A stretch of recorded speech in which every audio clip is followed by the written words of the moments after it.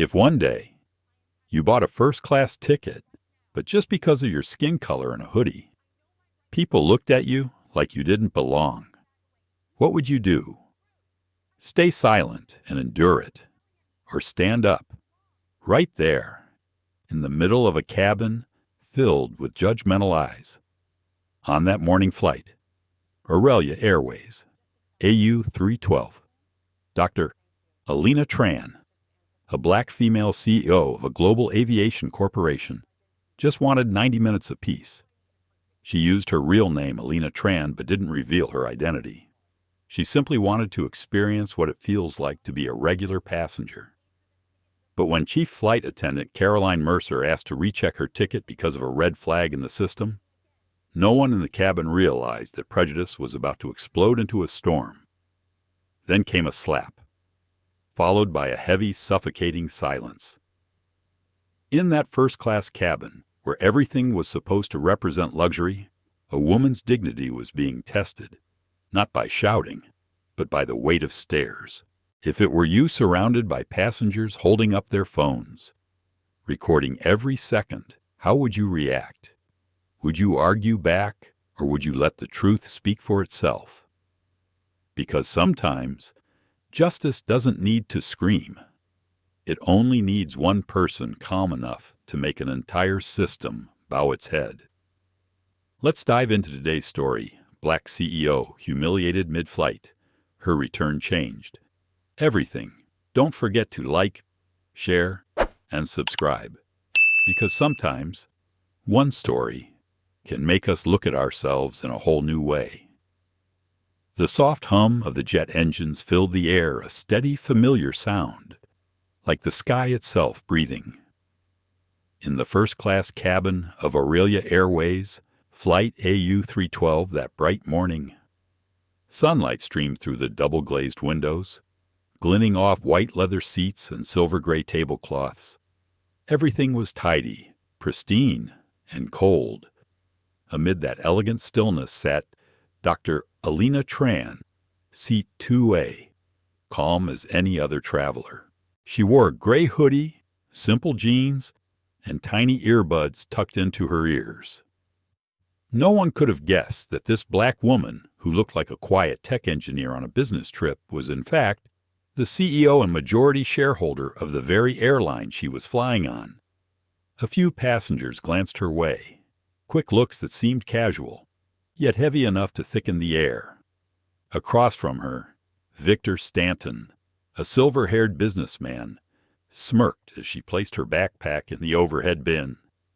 And Caroline Mercer, the chief flight attendant, gave her a full up-and-down scan, her eyes flickering like she'd spotted something out of place in her picture-perfect domain. No words were spoken, but everyone could feel it, that invisible line between those who belong and those who don't. When drinks were served, Caroline approached Elena. "Are you sure you're sitting in the right seat?" she asked, her voice soft, but the emphasis on the last word pricked like a pin. Elena looked up and removed her earbuds. "I believe I am 2A. "Right." Caroline pursed her lips. "I just need to make sure. The system flagged your name.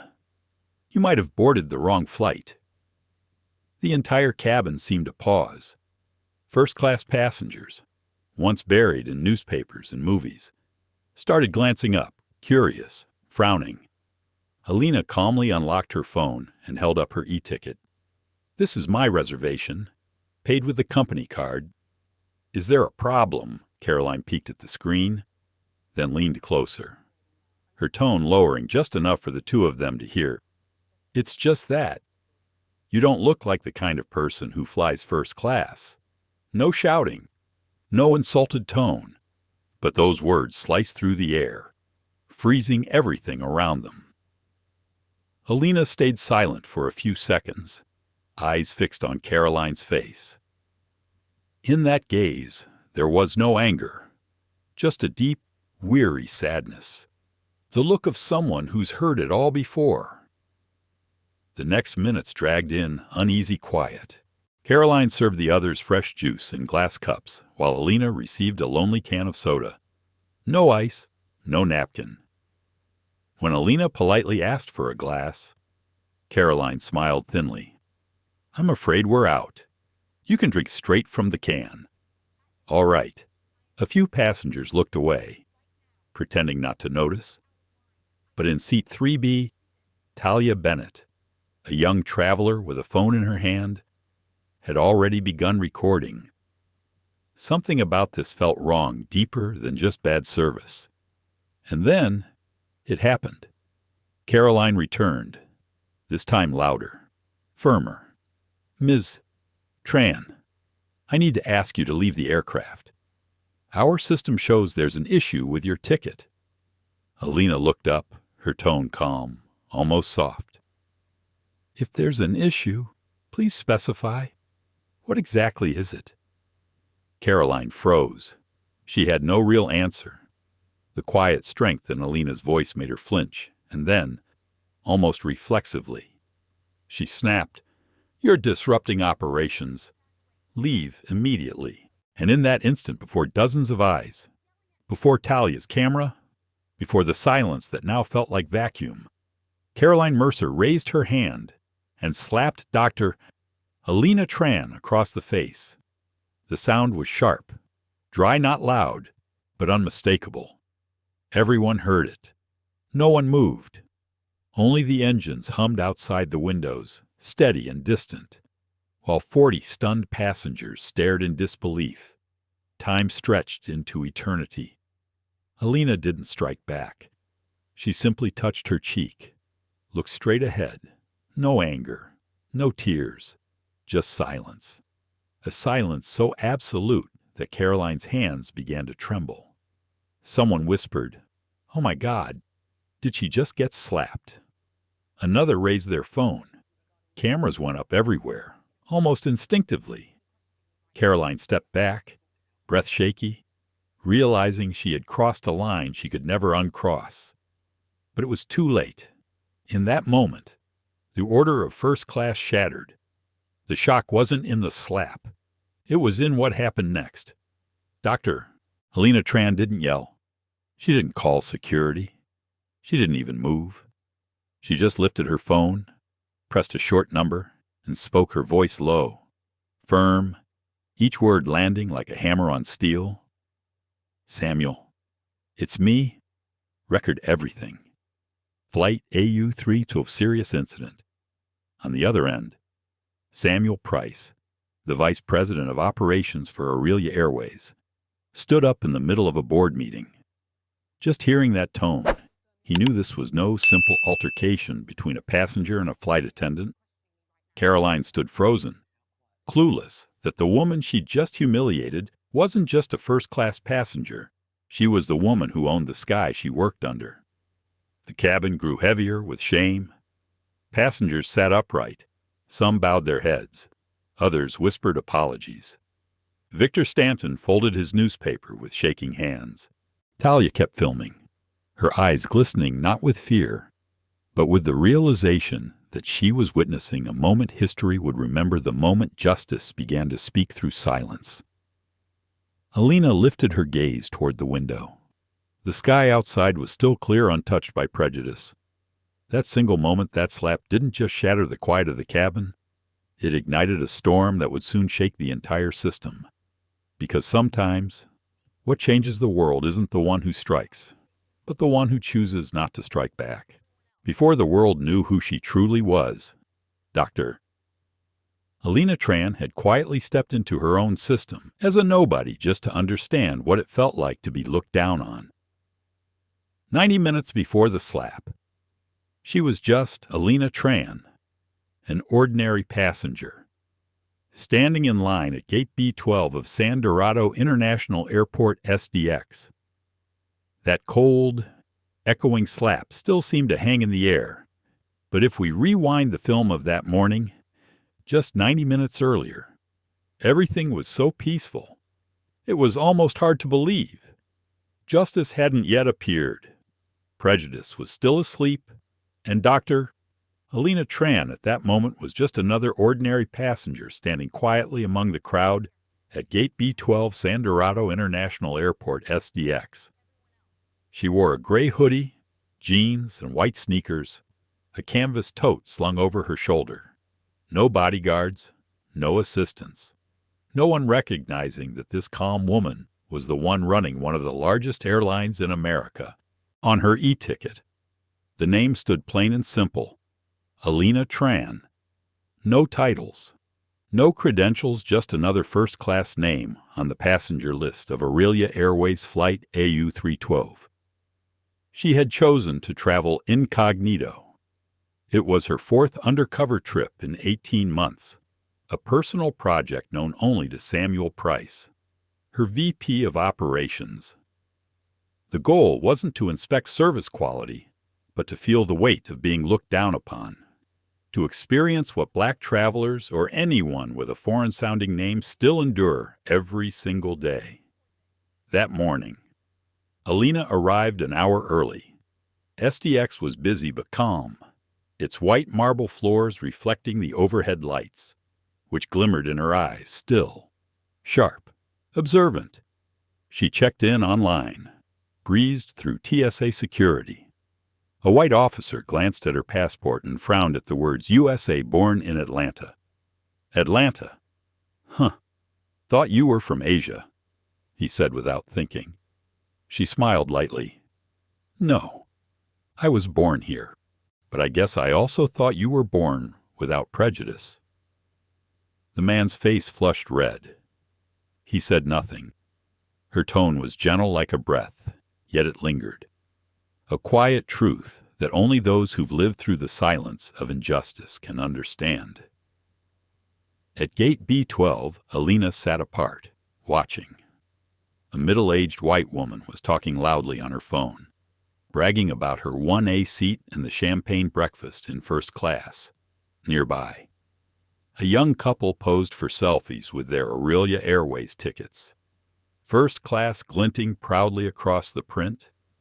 No one noticed the woman in the gray hoodie, and that was exactly how she wanted it.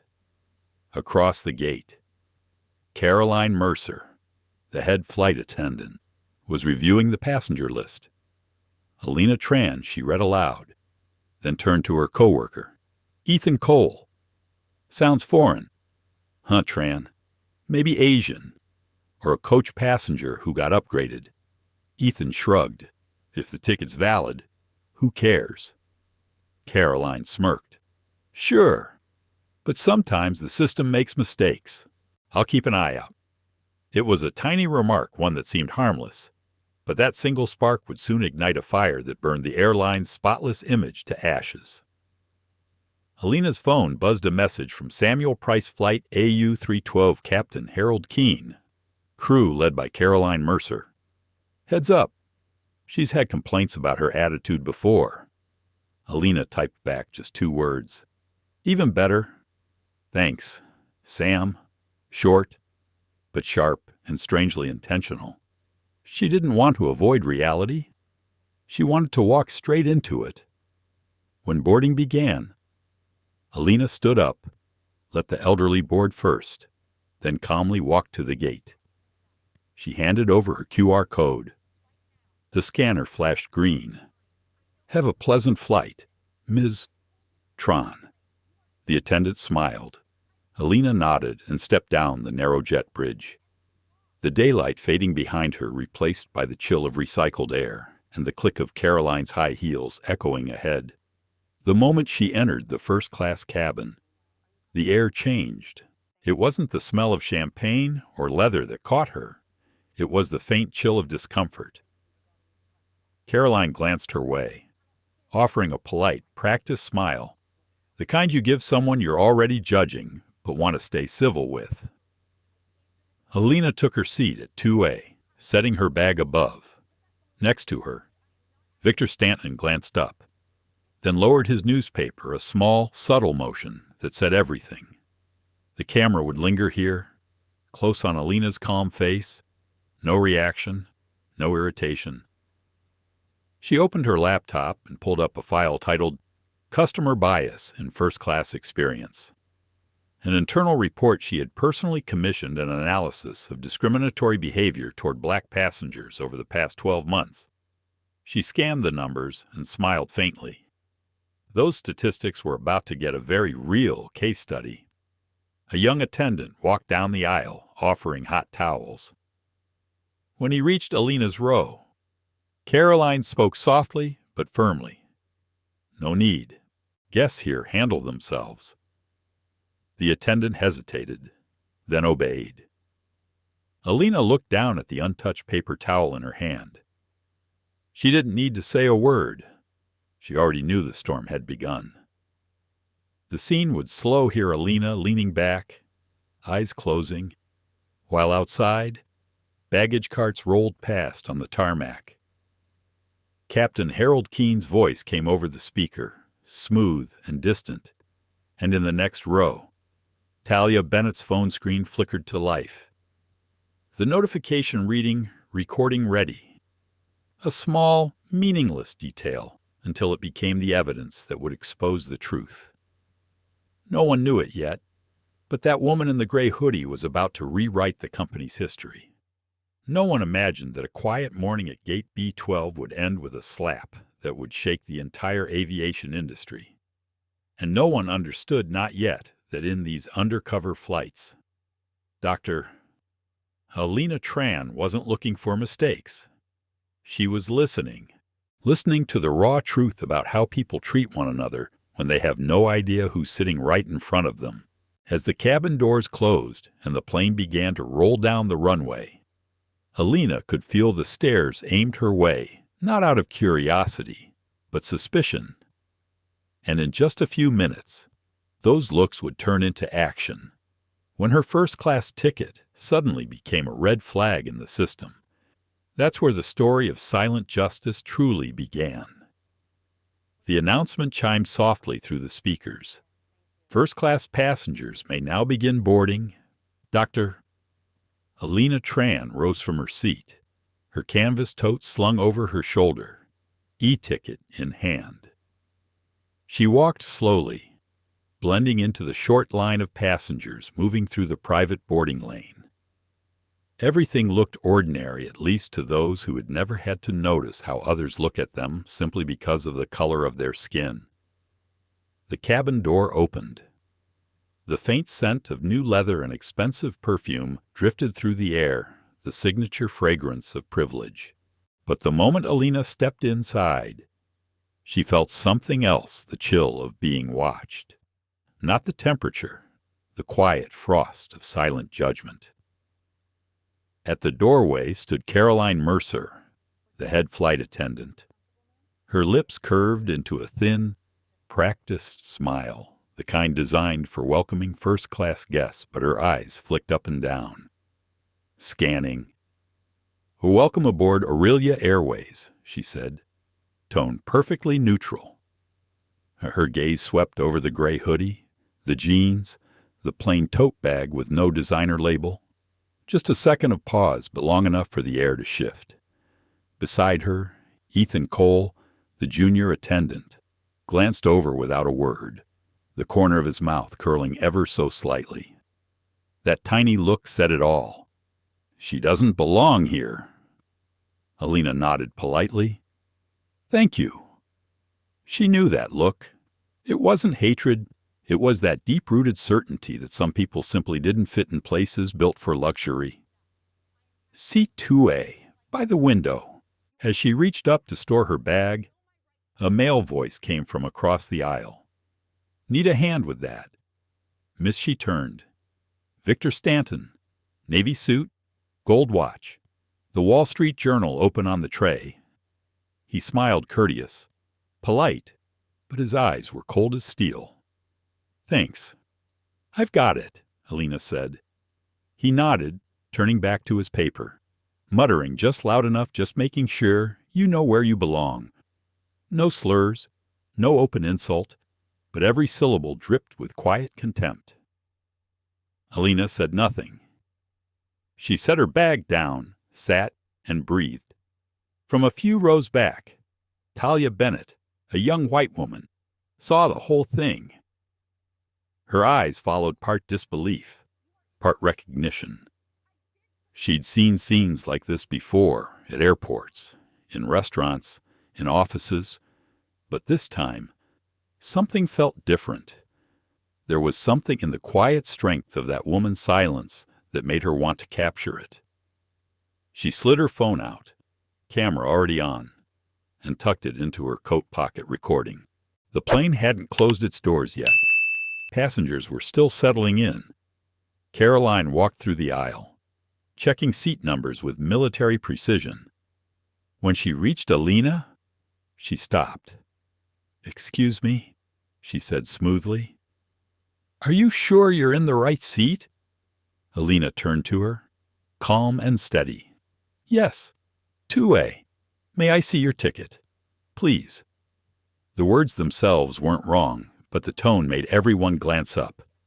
No one else had been asked to show proof, but here, the question carried weight.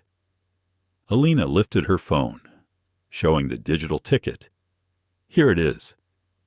Caroline stared for a few seconds, then handed it back with a stiff smile. "Just procedure. The system's been glitchy lately." Across the aisle, Ethan bit his lip to keep from laughing. Victor shook his head and flipped another page of his newspaper. Elena exhaled softly, turning toward the window. Outside, the sky was clear and blue, sunlight warming her face. But inside, the air had gone heavy. Talia looked around. The other passengers seemed uneasy, but none spoke up. One man shifted in his seat, almost ready to say something, then stayed silent.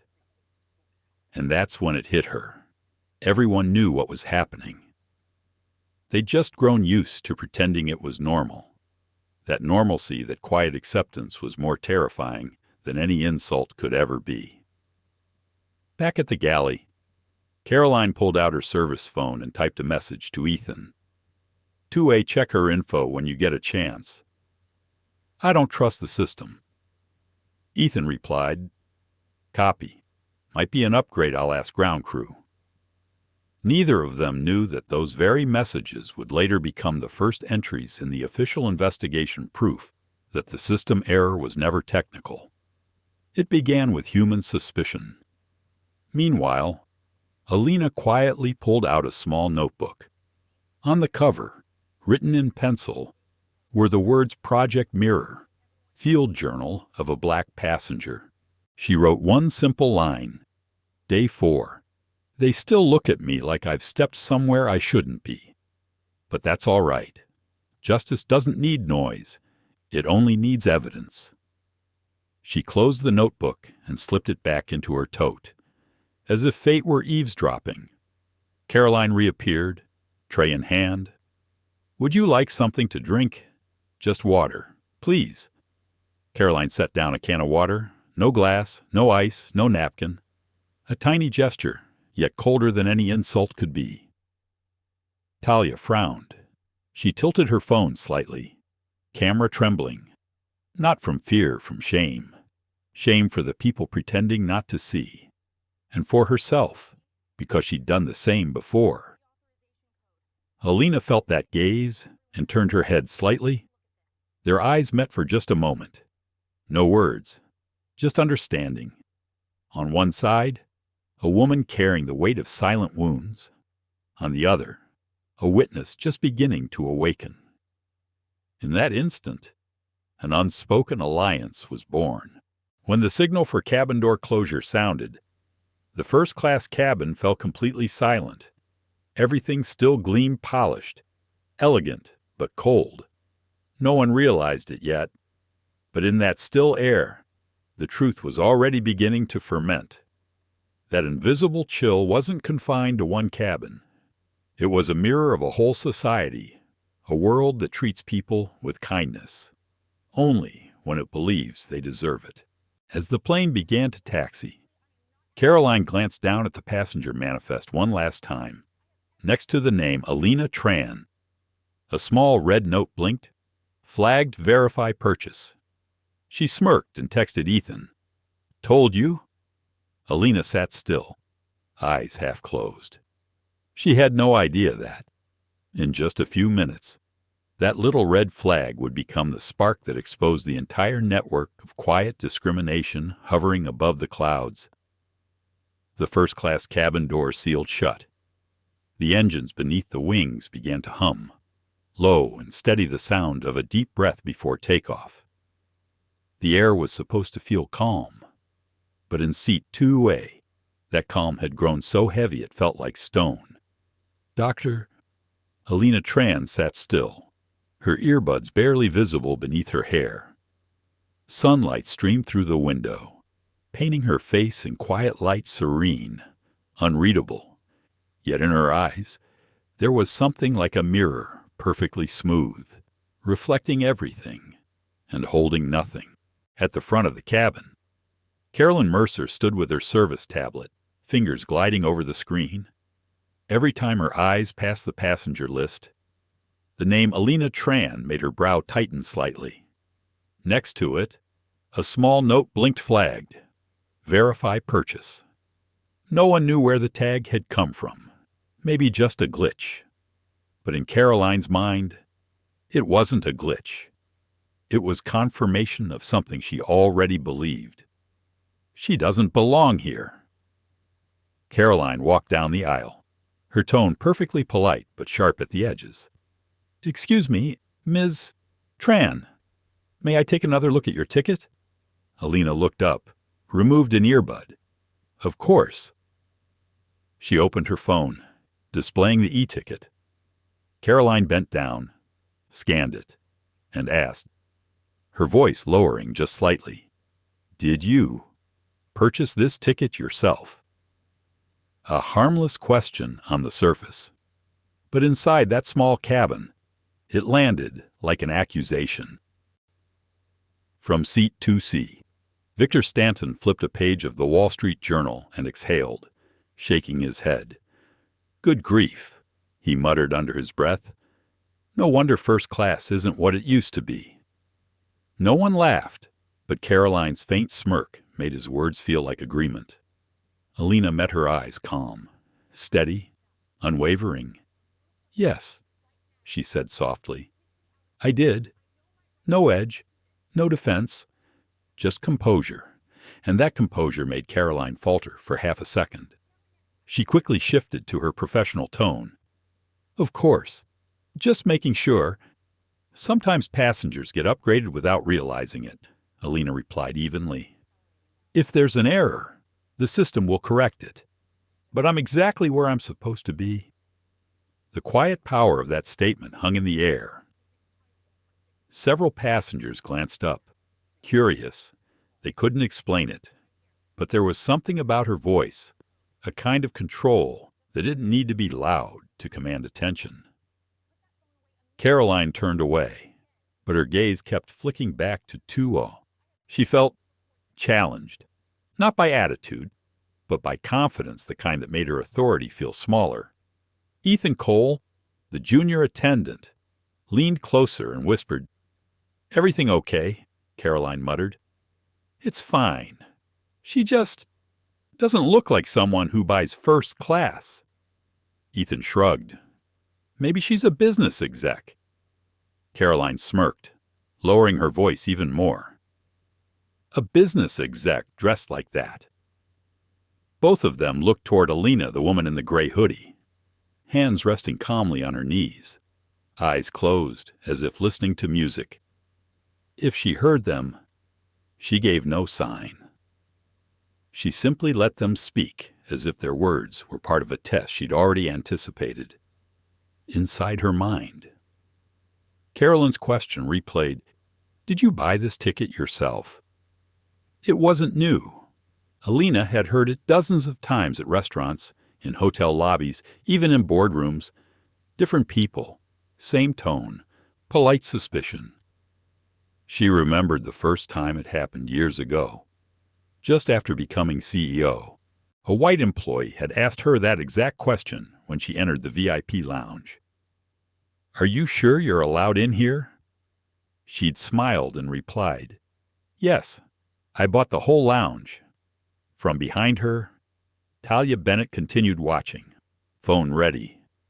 She could feel the air shifting, not loud, not angry, but in the tiniest gestures, the way Caroline straightened the tablecloth in front of Elena, the way Victor folded his newspaper, the glances traded by a few others.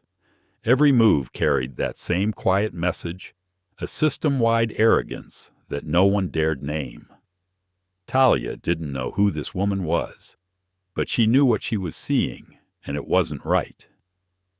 She opened her camera app, thumb hovering over record. At the front, Caroline typed quickly on her device, Passenger 2A, Elena Tran, flagged by system. Please confirm payment. A minute later, a reply came back. No issue found. Ticket valid. Caroline bit her lip. Dissatisfied. She typed again. Still doesn't look right. I'd like further verification. The system doesn't always catch everything. She hit send, then looked up. Her eyes met Elena's, who sat still, almost as if she knew exactly what was coming. In Caroline's world, order was sacred. And in that order, someone like Elena, a woman of color, dressed simply, didn't fit the picture of who belonged in first class.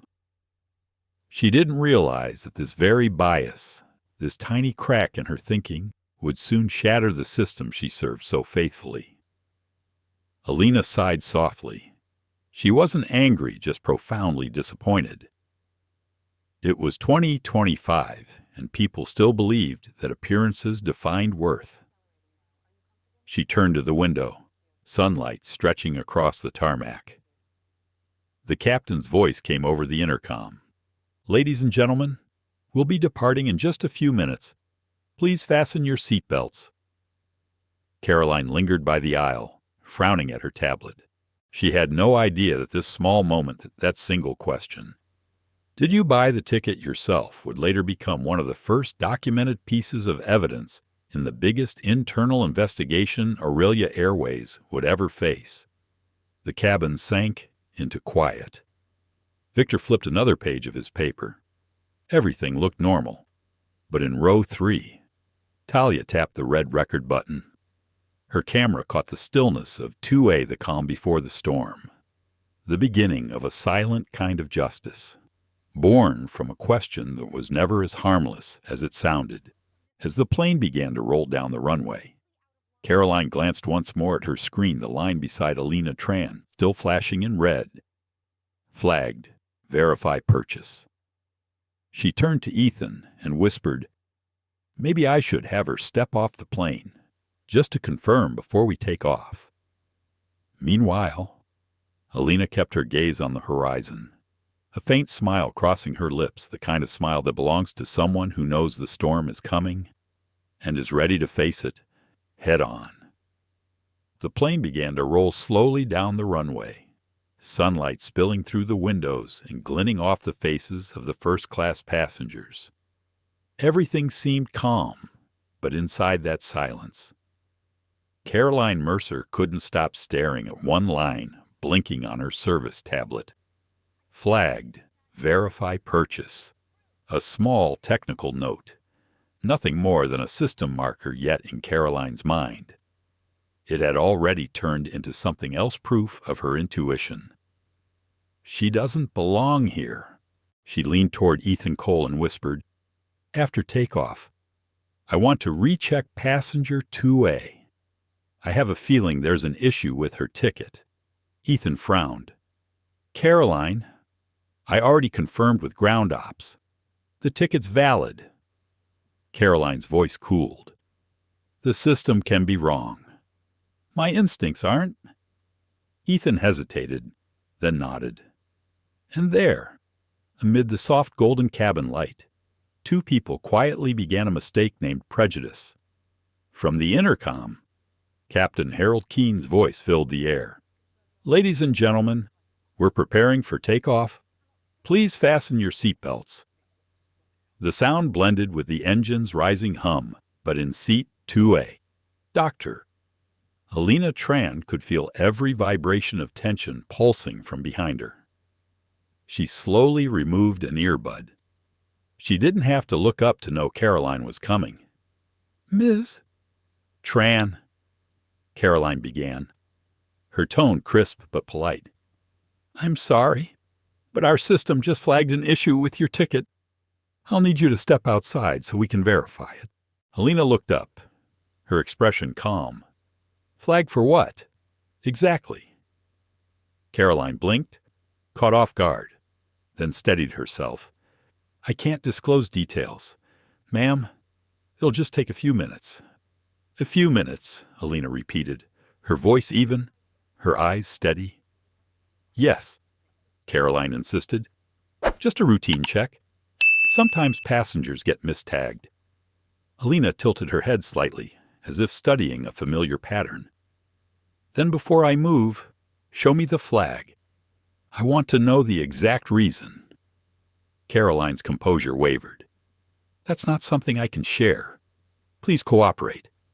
"No," Elena said quietly but firmly. "I don't cooperate with unclear procedures. If you're asking me to leave my seat, I deserve to know why." The air thickened instantly. Every eye turned toward row 2.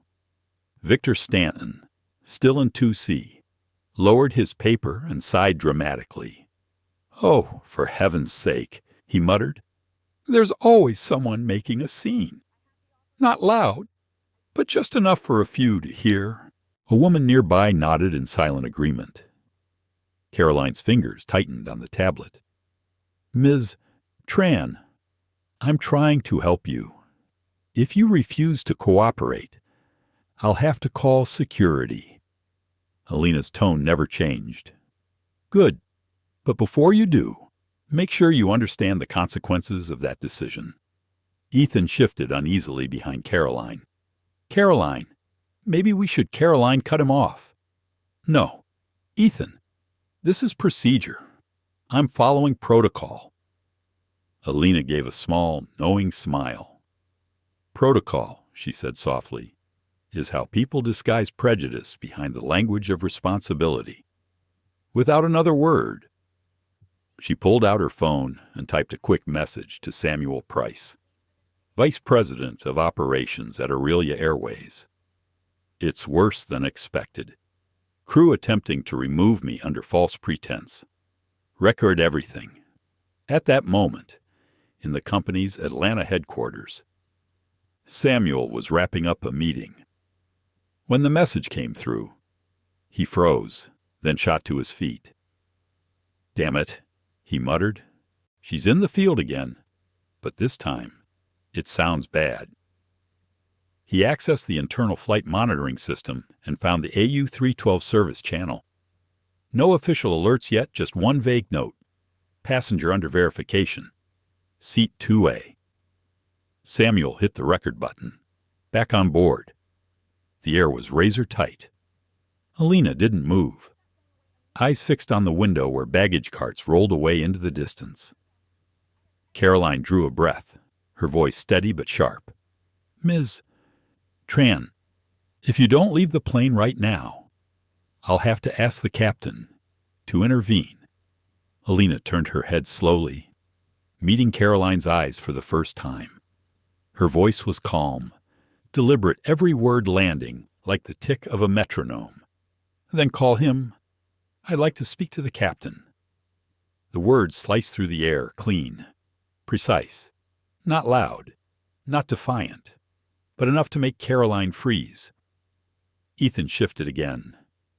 "Caroline, maybe that's not no." She snapped. "I'm following protocol." Her heels clicked hard against the floor as she strode toward the cockpit. The first-class cabin fell silent. The engines purred. The air felt heavy. Victor folded his arms, muttering to the man beside him, "She's wasting everyone's time. If she can't afford first class, she should just say so." Talia Bennett heard him. Her eyes narrowed. "You heard her. She just asked for a reason." Victor shrugged, voice dry. "The reason's obvious. She doesn't fit here." That single sentence sent a chill down Talia's spine. She gripped her phone tighter and hit record. Moments later, Captain Harold Keene appeared tall, composed, his voice steady. "What's going on here?" he asked. Caroline spoke quickly. "Captain, this passenger was flagged by the system. I just wanted to verify her ticket for security reasons." Keene turned to Elena. "May I see your ticket?" "Ma'am." Elena held up her phone. He studied it for a moment, then looked back at Caroline. "The ticket's valid," he said. "Paid with a company card. There's no technical issue here." Caroline's jaw tightened. "But, sir, there could be. I don't want to hear could be," Keene interrupted firmly. "I care about facts. And the fact is, she stays." That should have ended it. But Caroline's pride refused to back down. "Sir, I just thought." Keene's eyes hardened. "You're thinking too much. Mercer, return to your station." Silence. The whole cabin froze. Caroline's face flushed red. She turned sharply and walked away, her shame already morphing into anger. Elena said nothing. She just looked back out the window, the light glinting across her face calm. Steady, waiting, back at the service galley. Caroline's hands trembled. Humiliation and rage twisted inside her, boiling together. She leaned toward Ethan and whispered, "If she thinks this is over, she's wrong. I'll make sure she never forgets this flight." No one knew it yet, but in just a few minutes, that vow would spark a deliberate act of humiliation and launch the most explosive media scandal in Aurelia Airways history. The Aurelia Airways flight, AU-312, sat motionless on the runway, caught in that fragile half-light between night and morning. All passengers were seated, seatbelts fastened yet inside the first-class cabin. The tension was so thick it felt like the air itself could snap. In the cockpit, Captain Harold Keene stared at his display. A single line glowed on the crew report screen. Passenger 2A dispute with crew. Possible verification issue. He exhaled heavily. In aviation terms, this was what they called a delay liability, a holdup that could cost the airline hundreds of thousands of dollars. And in that moment, Keene wasn't thinking about justice or fairness. He was thinking about schedules, pressure, and the convenience of the majority. Outside the cockpit door, Caroline Mercer waited, arms crossed, her voice sharp and cold. "Captain," she refused to cooperate. "I recommend removing her from the plane. Another 15 minutes and we'll miss our window." Ethan Cole stood silently beside her, avoiding both their eyes. He knew Caroline was overstepping, but silence was safer. After a long pause, Keene said flatly, "All right, have her leave the aircraft. We can't keep 199 people waiting for one passenger." When Caroline returned to the first-class cabin, her tone was all ice and authority. "Ms. Tran, the captain has requested that you step off the plane so we can re-verify your ticket. Once the check is complete, we'll gladly assist you with another flight." The words sounded procedural, even polite, but everyone understood it was a forced exit dressed as courtesy. Every pair of eyes in first class turned toward Dr. Elena Tran. Some passengers looked sympathetic. Others looked away, eager to stay uninvolved. And then there was Victor Stanton, who muttered under his breath part mockery, part satisfaction. "Some people just don't know when to leave." Elena turned her head, meeting his gaze with such calm that it made him flinch. Then she looked at Caroline. "So, the captain's request," she said evenly. "But my ticket is valid, isn't it?" Caroline's jaw tightened. "The issue is, the system shows a red flag, but you don't know what that flag means." Elena interrupted. voice soft but cutting. And the captain hasn't reviewed it either. You just want me gone, not for safety, but for convenience. Color rose in Caroline's cheeks. I'm just doing my job. Ma'am. No, Elena replied, locking eyes with her. You're hiding behind your job because you're afraid. Afraid to admit you've been unfair.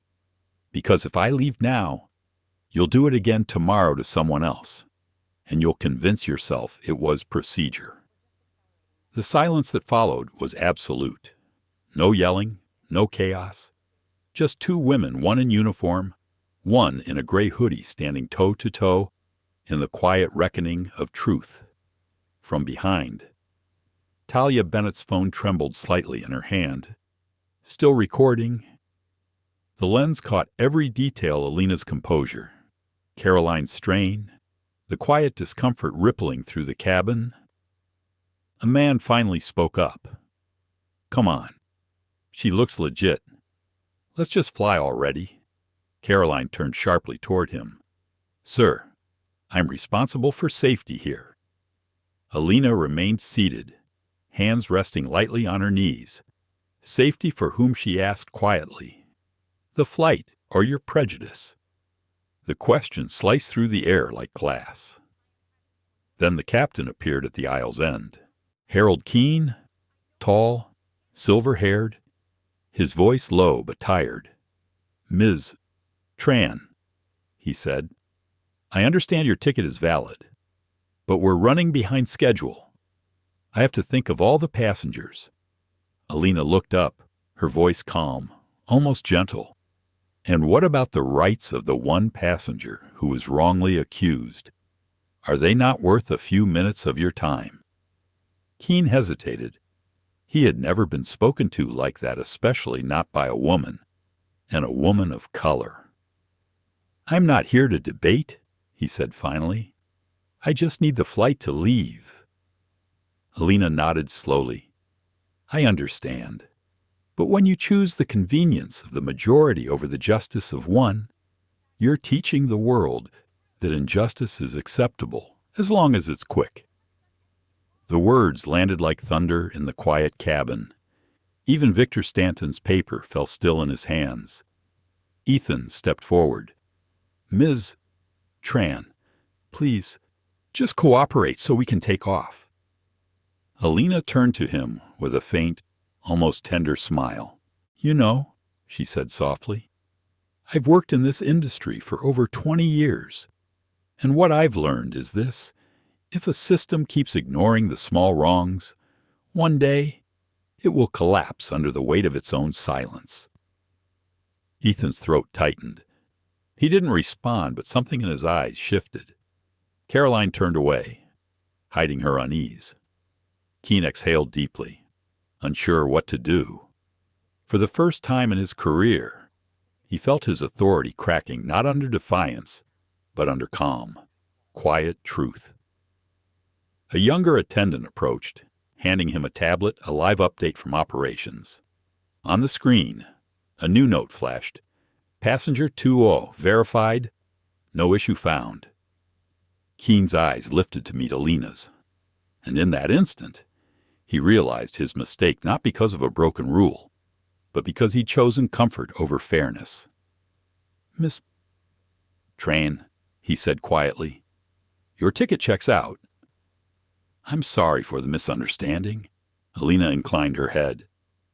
That's all right, but next time, when you see someone being treated differently, I hope you'll choose fairness, even if it costs a few minutes. Keene nodded, almost humbled. I'll remember that. Caroline stood frozen, her face pale. For once, she said nothing. She simply turned away, her shame simmering into something darker. The door sealed shut once again. Engines roared louder, preparing for takeoff. The cabin fell back into order, but no one felt the same anymore. Amid the hum of acceleration, Elena typed one last message to Samuel Price. All clear. Save every log. I want the data untouched. He replied almost instantly. Understood. Video feed secure. Legal team will be ready when you land. Elena smiled faintly, eyes lifting toward the sky outside her window. She knew the real storm was only just beginning. As the wheels left the ground, Caroline leaned toward Ethan, whispering, "Let's see how calm she stays once we're in the air." Ethan said nothing, only stared at the floor. And so began the quiet war at 30,000 feet, where dignity would be tested, and the world would learn that justice doesn't need to scream to be heard. The engines had just settled into their steady hum when the cabin intercom crackled to life. Captain Harold Keene's voice came through calm, but hoarse around the edges. "Ladies and gentlemen, due to an internal verification matter, Flight AU-312 will remain on the runway for a few minutes. We appreciate your patience and cooperation." A few passengers groaned. A few turned their heads towards Seat 2A, where Dr. Elena Tran sat motionless, her fingers interlaced on her lap, eyes focused on the gray morning sky beyond the window. She wasn't angry. She wasn't afraid. She'd seen this before, in every system built on procedure first, people second, because truth, in old systems, rarely gets believed the first time it's spoken. Outside, 2 airport security officers boarded the aircraft, Monique Alvarez and Marcus Liu, 1 Latina, 1 Asian American. They'd handled dozens of unruly passenger calls, but this one they had no idea would become a turning point in aviation history. The cabin door opened. Monique entered first, her tone steady but firm. "Good morning. We're with San Dorado International Airport Security. We'd like to speak with passenger 2A Miss Elena Tran." Before Elena could move, Caroline Mercer jumped in. "That's her," Carolyn said quickly, her voice tinged with relief and triumph. "She refused to deplane after her ticket was flagged in our system." Monique didn't answer right away. She turned toward Elena, nodded politely. "Ms. Tran, may I see your boarding pass?" "Please."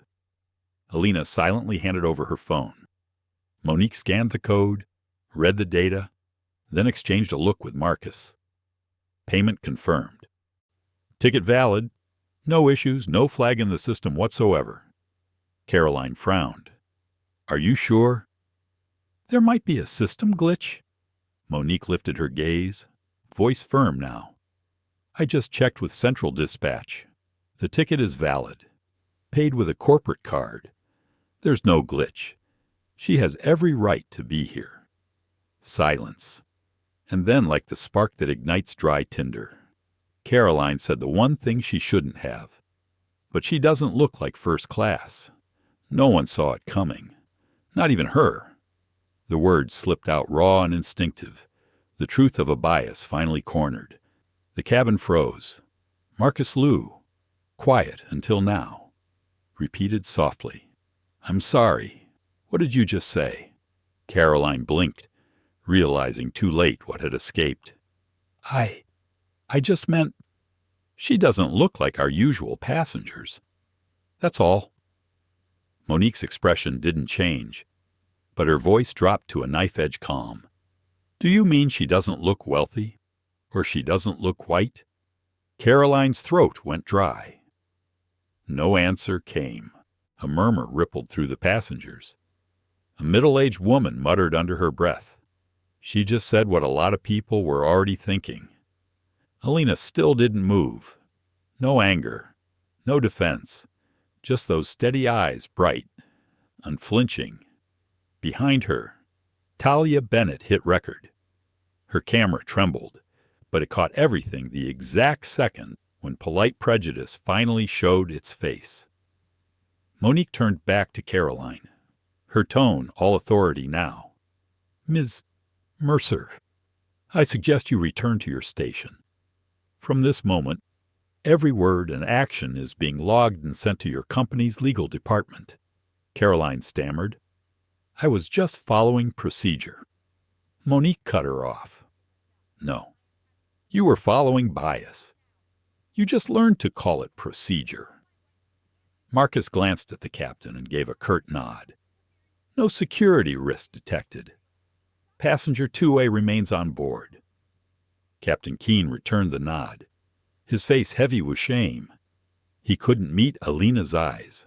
He'd made his choice convenience over conscience, and now it was laid bare for everyone to see. Caroline stood frozen, lips pressed white. Just minutes ago, she had authority. Now, she was the embodiment of an ugly truth no one could unsee. Ethan Cole stepped forward, voice low. "Caroline, maybe let me handle the rest of the service." She turned on him, eyes red. "You think I was wrong?" He didn't answer. He just lowered his gaze and walked away. Monique turned back to Elena, her voice softening. "I'm sorry for the trouble. Ma'am, you don't have to move. I'll stay on board until takeoff to make sure you're treated properly." Elena nodded.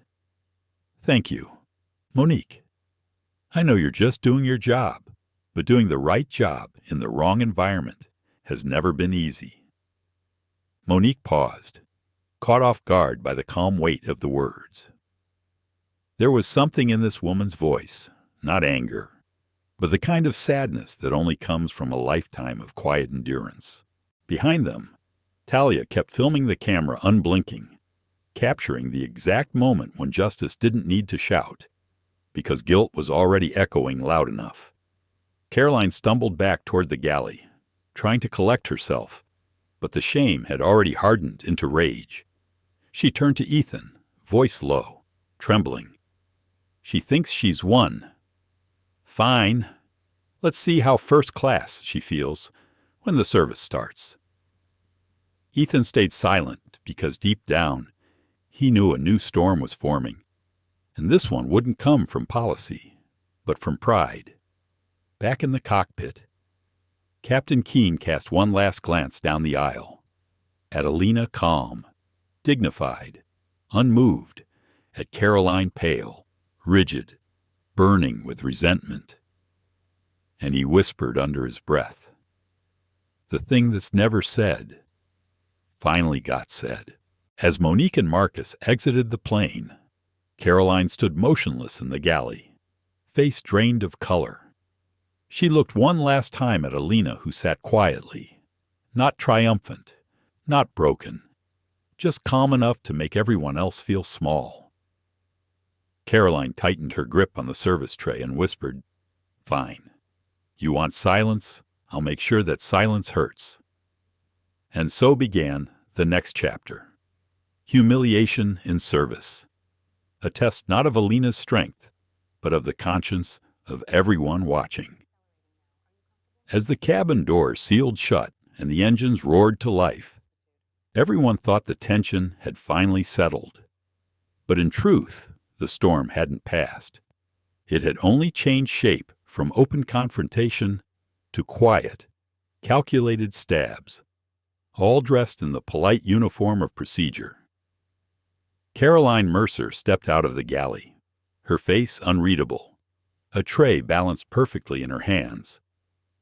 The first round of in-flight service had begun. Everything on her tray was immaculate crystal glasses, linen napkins, lemon slices perched neatly on rims, everything except one. When she reached seat 2A, she placed a single unopened can of soda in front of Dr. Elena Tran. No glass, no ice, no napkin. Her voice, smooth as ever, barely broke its rhythm. "Here you go. Your drink." Elena looked up, her calm eyes meeting Caroline's. "Thank you," she said softly. "But I ordered water, not soda." Caroline tilted her head, the practiced smile never slipping. "Oh, I'm sorry. We're out of water. I could offer sparkling instead, or, if you'd prefer something more basic, I can purchase a bottle from economy. They carry more ordinary options." Each word was wrapped in courtesy and dipped in contempt. A few passengers glanced over. Victor Stanton, seated beside Elena, chuckled. "It's just water, dear. No need to make a fuss." Elena said nothing. She opened the can, took a small sip, and set it down carefully. Her silence was sharper than any protest could ever be. 10 minutes later, Caroline returned with the meal tray. Her tone was crisp, rehearsed, as if reciting a checklist. "For breakfast this morning, we have 2 options: cheese omelet with garlic toast or smoked salmon with mashed potatoes." She placed the omelet before Victor, then turned to Elena. "I'm afraid the hot meals are all gone. You'll have to take a cold sandwich," Elena asked gently. "What about the garlic toast?" Caroline's lips curved. "Also gone. But you're welcome to choose something from the economy menu for an additional charge. Of course." Her voice was soft, but the insult beneath it rang clear as glass. Talia Bennett, 1 row behind, never stopped recording. Her camera caught everything: the dull, wrinkled sandwich wrap placed before Elena, the gleaming trays in front of others, and the way Caroline's eyes hardened each time she turned towards seat 2O. A businessman nearby leaned over to whisper to his companion. "Didn't think first class still picked favorites like this." His friend murmured back, "Shh, just be glad it's not us." The silence spread not from agreement, but from fear. Because siding with the mistreated means risking comfort mid-flight. Elena stood and walked toward the forward restroom. Caroline stepped in her path, tone polite but firm. "I'm sorry. Ms. Tran, this lavatory is for crew and priority passengers only." Elena arched an eyebrow. "I'm in seat 2A. That's first class." "Isn't it?" Caroline didn't blink. "Yes, but due to new safety protocols, we've restricted access. You'll need to use the one in economy." Moments later, Victor stood. "Caroline, I'll use the front lavatory, if that's all right." Her entire demeanor shifted, pleasant, warm. "Of course, Mr. Stanton, right this way." He passed Elena, shrugging. "Don't take it personally. They're just following the rules." Elena's reply was barely a whisper, but it cut like a blade. "Rules are just excuses for people afraid to change." Caroline heard it. She didn't respond. She merely brushed past Elena, straightened her tablecloth a bit too forcefully, and moved on. Not an act of service, but a warning. Remember who holds control here. Talia lowered her phone slightly, hiding it behind her jacket. She whispered to the passenger beside her. She didn't do anything wrong. He sighed. Sometimes you don't have to. Being different is enough. Breakfast continued. Elena ate slowly, each bite of the cold sandwich deliberate. Caroline glided up and down the aisle, all smiles for everyone else, offering wine refills, fluffing pillows, laying blankets gently over shoulders. Everyone except 2A. At that seat, there was only emptiness and a half-finished can of soda. Elena understood. This wasn't about food or service anymore. It was a test of dignity. In her mind, a voice returned her father's, calm and steady from years long gone. "You don't have to prove you're better, Elena. You just have to make sure they can't drag you down to their smallness." She set the soda back on the tray, looked up as Caroline passed. "Thank you," Elena said softly. "Your service has been unforgettable." Caroline paused. Smile frozen. "Thank you, ma'am. We strive to please every passenger." Elena nodded once. "I can tell you've tried very hard." The words landed like quiet thunder. Several passengers let out awkward laughs, the kind people make when they've just seen power change hands, without a single shout. Talia kept filming. Her lens captured Elena's stillness, the way she sat beneath the muted glow of first-class lighting. Her composure radiating strength louder than any confrontation could. And elsewhere, far beyond the cabin. A ripple had begun. Monique Alvarez, the security officer who'd left just before takeoff, had already sent an internal message to the operations team. Recommend flagging Flight Attendant Mercer for conduct review. Possible violation of service protocol. It started as a single video, then a single report, then the quiet awakening of people who'd had enough of staying silent. As the seatbelt sign chimed on, Elena leaned back and closed her eyes. Caroline glanced over, mistaking calm for exhaustion. But Elena wasn't resting. She was counting every minute, every second, until the truth would finally speak for itself, and the polished illusion of order would begin to crumble. The seatbelt sign blinked off, and for a moment, first class sat in a strange, uneasy calm, as if nothing had happened. But everyone who was there that day would later describe it. The same way the air didn't feel like air anymore. It was thick, heavy, and ready to ignite. Caroline Mercer stepped out of the galley, notebook in hand, her face carved into professional stillness. She was working, at least on the surface, but beneath each controlled motion ran something darker, the need to reclaim control after humiliation. At seat 2A, Dr.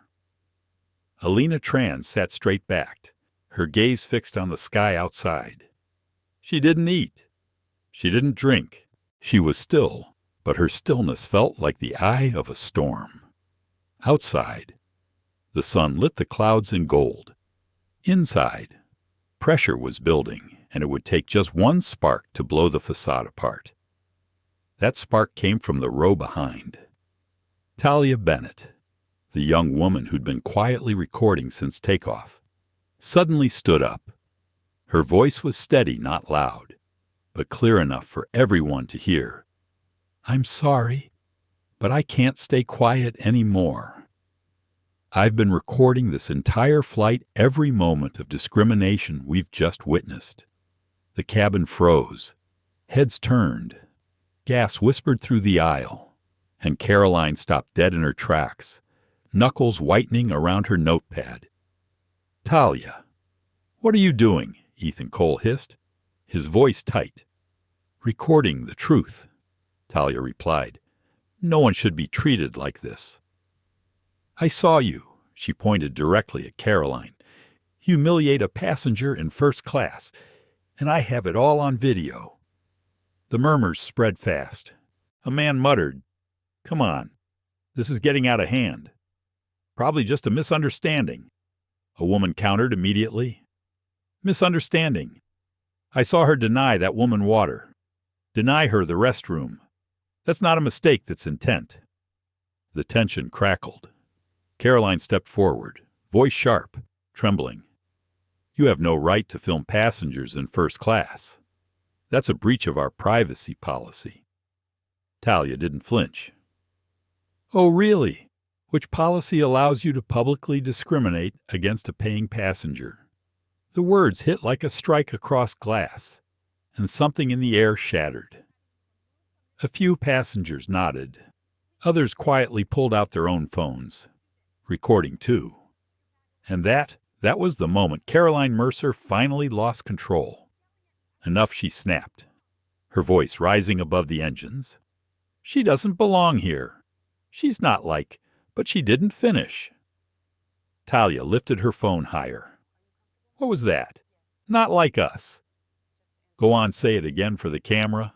The truth, once spoken aloud, leaves no place to hide.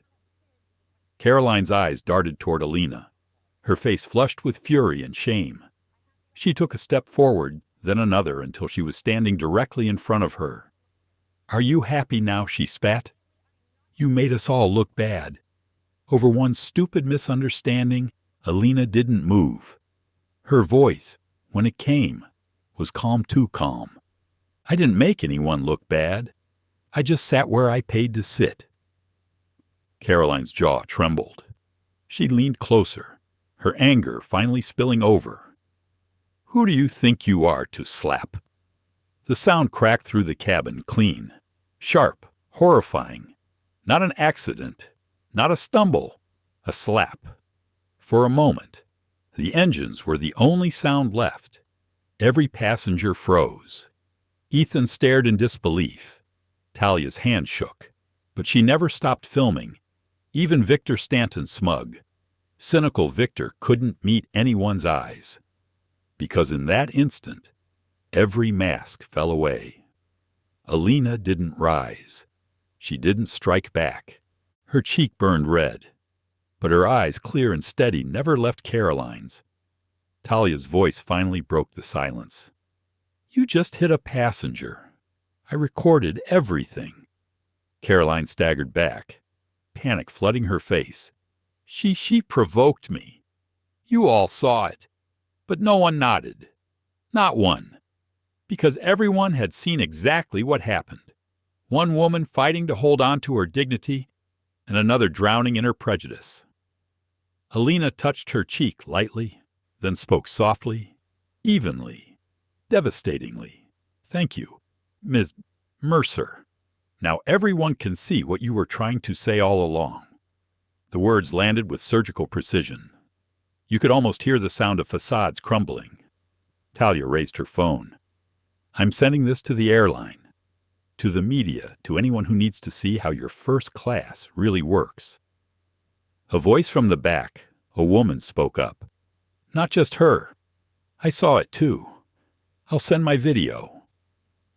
Then another hand rose. Another phone. One by one, they lifted until silence itself became witness. Caroline's eyes darted desperately from face to face, searching for an ally. There were none. Even Ethan avoided her gaze.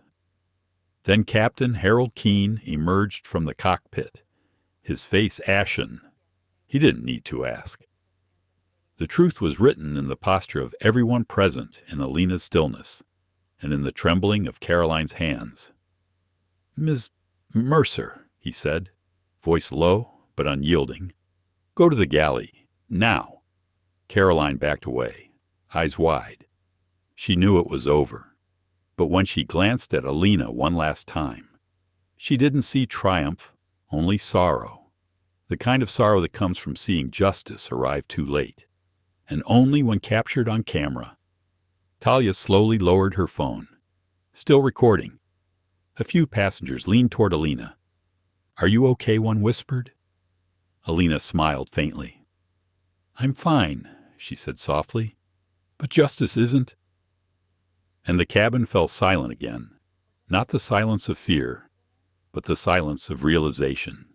The kind that forces everyone to hear their own conscience whisper back. As the plane dropped altitude, rerouting toward San Dorado International, Caroline Mercer sat in the galley, head in her hands. Meanwhile, Elena typed a message to Samuel Price. "Justice will land with us. Assemble legal and HR." And with that single text, a domino tipped a corporate empire began to tremble, not from outrage or noise, but from the quiet, recorded truth that no one could deny. First class on Aurelia Airways fell into silence, not the peaceful kind, but the kind that hangs in the air after an explosion. The echo of Caroline Mercer's slap still lingered in everyone's minds. A red mark glowed faintly on Dr. Elena Tran's cheek, but her expression hadn't changed. No one knew what would happen next except her. Because for Elena, the game was finally over. Captain Harold Keene stepped out of the cockpit, his voice rough and trembling slightly. "Ladies and gentlemen, I regret to inform you that we'll be returning to San Dorado International to address an onboard incident." No one objected. No one spoke. It felt like the entire cabin was holding its breath, waiting for something far larger than any of them could predict. In the galley, Caroline sat staring at her own hand. She'd just struck a passenger. In front of 40 witnesses, midair. Her mind kept looping one question. How did I let myself lose control like that? Elena slowly unlocked her phone, pressed a few buttons, and spoke clearly, her voice calm but commanding. "Samuel, put me on speaker. Everyone should hear this." The cabin fell still. No one expected what came next. Samuel Price, Vice President of Operations for Aurelia Airways, answered immediately, his voice crisp over the speaker. "Yes, Miss Dr. Elena Tran. I'm here. We've received the footage from passenger Talia Bennett and have activated emergency protocol." The name echoed through the cabin like thunder. "Miss Dr. Elena Tran." Passengers exchanged looks. Victor Stanton leaned forward, brow furrowed. Did he just say Miss Dr. Elena Tran? Someone gasped. "Wait, Dr. Elena Tran, like in Aurelia Holdings from the galley." Caroline stumbled forward, her voice shaking. "Woo, who were you just talking to?" Elena turned to face her. Her expression was so calm it made the air itself shiver. "The operations office. I'm Dr. Elena Tran, majority shareholder and CEO of Aurelia Airways." In that instant, Caroline's world collapsed silently, completely. Her face drained of color. The problem passenger she'd humiliated was, in fact, the woman who owned the airline. Victor sank back in his seat, whispering to no one in particular, "Oh my God, I treated the CEO like a fraud." Captain Keene stood frozen, guilt spreading through him like frost. How had the system flagged its own leader? How had their diversity and respect training failed right here, in first class? Under his command, Elena's voice stayed steady. "For the past 18 months, I've taken 4 anonymous flights, each time under a different name. I wanted to see what really happens when no one knows who I am." She paused, her gaze sweeping across the passengers. "Now I know." From the phone, Samuel continued, voice firm and precise. "Miss Dr. Elena Tran. Legal and HR have been notified. Captain Keene, you are ordered to return to SDX immediately. Flight attendants Caroline Mercer and Ethan Cole are hereby suspended, pending investigation." Caroline's body trembled. She sank into the nearest seat. "No, please. I didn't mean to. Elena cut in, softly. You don't need to explain. Everyone here heard enough. And this time, the evidence isn't just words." The cabin shifted again, no longer silent from fear, but from realization. Every glance that once carried judgment now dropped away. Victor lowered his newspaper, voice low and ashamed. "I'm sorry." Elena looked at him, her tone cool but measured. "Don't apologize to me. Mr. Stanton, just don't stay silent next time you see it happen to someone else." Captain Keene spoke next, his voice barely above a whisper. "Miss Dr. Elena Tran, I take full responsibility for my crew's actions. I apologize on behalf of Aurelia Airways." Elena turned to him, not unkindly. "I'm not asking for an apology. Captain, I'm asking you to understand why this happened and why no one stopped it." Samuel's voice broke in again, authoritative. "Mr. Dr. Elena Tran, the executive board and legal counsel are assembled. We're ready for your arrival. Please ensure your safety until landing." Elena nodded. "I'm fine, but I want everyone here to understand justice shouldn't depend on my title.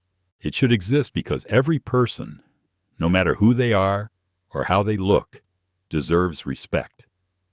The words weren't aimed at anyone in particular, yet they struck everyone at once. An elderly man in 4B whispered, voice thick, "She's right. I've seen things like this for years, and I never said a word." Carolyn folded in on herself, hands over her face. Ethan quietly stowed the service tray, saying nothing, and behind her phone, Talia wept, silent tears running down her cheeks. Sunlight poured through the cabin windows, catching the faint red on Elena's cheek, not a mark of pain, but the first visible trace of justice. In the cockpit, Captain Keene took a deep breath, then radioed in. "This is Flight AU-312 requesting immediate clearance to return to San Dorado International. Directive issued by Executive Command. Priority landing requested." It was a short transmission, but it carried weight, enough to make every controller on the ground sit up and take notice. As the plane banked, Caroline sat motionless, head bowed, and in the hum of the engines. Elena's voice drifted softly through the air to Caroline, to the passengers, to everyone who'd been watching in silence. Justice doesn't need to scream to be heard. Sometimes it only needs to wait long enough for the truth to speak for itself. In that moment, everyone understood the slap wasn't the end. It was the beginning of change. As the wheels touched down on the glowing runway, blue taxiway lights flickered across the glass. Outside, Aurelia's legal and media teams were already waiting. Elena glanced over her shoulder. Caroline still hadn't lifted her head. She spoke softly, almost to herself, but the words reached every ear. Now it's time for justice to speak. And with that, the story moved into Part 11, Power in Action, where justice would no longer be an ideal, but a clear, decisive act. The moment the landing gear kissed the runway, First Class stayed wrapped in silence, not the calm kind, but the heavy, suffocating kind that lives between guilt and truth. "Doctor," Elena Tron unbuckled her seatbelt. Her eyes stayed fixed on the door ahead as the cabin crew opened it. She didn't raise her voice. She didn't issue a single command. But everyone could feel it. Power had just changed hands. Captain Harold Keene rose, voice gravelly through the PA, "Ladies and gentlemen, we have made an emergency landing at San Dorado International as directed by the Executive Board. Please remain seated until further notice." Outside the window, blue emergency lights flashed against the fuselage. At the foot of the jet bridge stood Samuel Price, Vice President of Operations, phone pressed tight to his ear. His tone cut through the noise like steel. "Naomi Loop in HR and legal now. We need decisions within 10 minutes. In the galley." Caroline Mercer sat trembling, her fingers digging crescents into her palms. Ethan Cole stood beside her, pale and silent. Neither of them knew what waited below, only that there was no place left to hide. Elena rose and walked toward the exit. Each step echoed like a drumbeat from the very system she had built and was now forced to confront. At the bottom of the stairs stood Samuel Price, Naomi Green, Chief Legal Officer, and Linda Torres, Head of HR. Samuel met Elena halfway, voice low and clipped. "Miss Dr. Elena Tran, all statements and footage have been verified. We're ready for an emergency hearing on site." Elena nodded once. "No boardroom. We do it here where it started." They formed a small circle beneath the aircraft. The auxiliary engines hummed, wind whipping through the exhaust, and the smell of jet fuel hanging in the air. No one mentioned costs, because justice doesn't care about budgets. Naomi opened her tablet, reading clearly over the engine noise. "Based on the recorded evidence and the statement from Security Officer Monique Alvarez, Chief Purser Caroline Mercer is hereby suspended, pending internal investigation. Flight Attendant Ethan Cole is suspended from service until review." Samuel looked toward Victor Stanton, who stood nearby, trying to stay invisible. "Mr. Stanton, as a Diamond Tier passenger, your conduct violated the Passenger Code of Ethics by enabling and encouraging discriminatory behavior. Effective immediately. You are permanently banned from all Aurelia Airways flights." Victor exploded. "What, I didn't do anything. I just stayed out of it." Elena turned, her voice soft but cutting clean. "Exactly. You stayed out of it. And that silence, is part of the problem. When wrong happens in front of you and you say nothing, it becomes the rule. Victor froze. For the first time in his life, he understood that privilege could be revoked not by force, but by unworthiness. Samuel went on, Miss Doctor. Elena Tran. The footage from passenger Talia Bennett, should we withhold it? Elena looked at Talia, who still held her phone, hands trembling. No, she said. We don't hide it. Let her publish it. Not to shame, but to reveal. If the company collapses because of the truth, then it deserves to. Talia's eyes widened, then filled with tears. I'll post it, uncut. Elena nodded. Thank you. Talia. Sometimes all justice needs is one person who doesn't stop recording. Caroline descended last, her confidence, her practiced poise gone. Her face was gray, her eyes hollow with fear.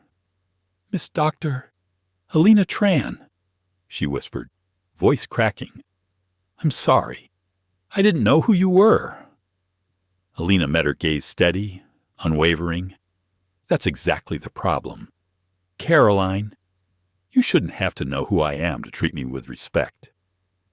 You just needed to know I was a person. Caroline broke down, but Elena turned away, neither cruel nor forgiving, because some lessons can only be written in consequence. Captain Keene stepped forward, his voice rough but firm. I accept full responsibility. I let things escalate because I was afraid of a delay. I'll file a report and step down if necessary. Elena shook her head gently. No, Captain, you won't resign. You'll lead our first ethical flight operations training after this.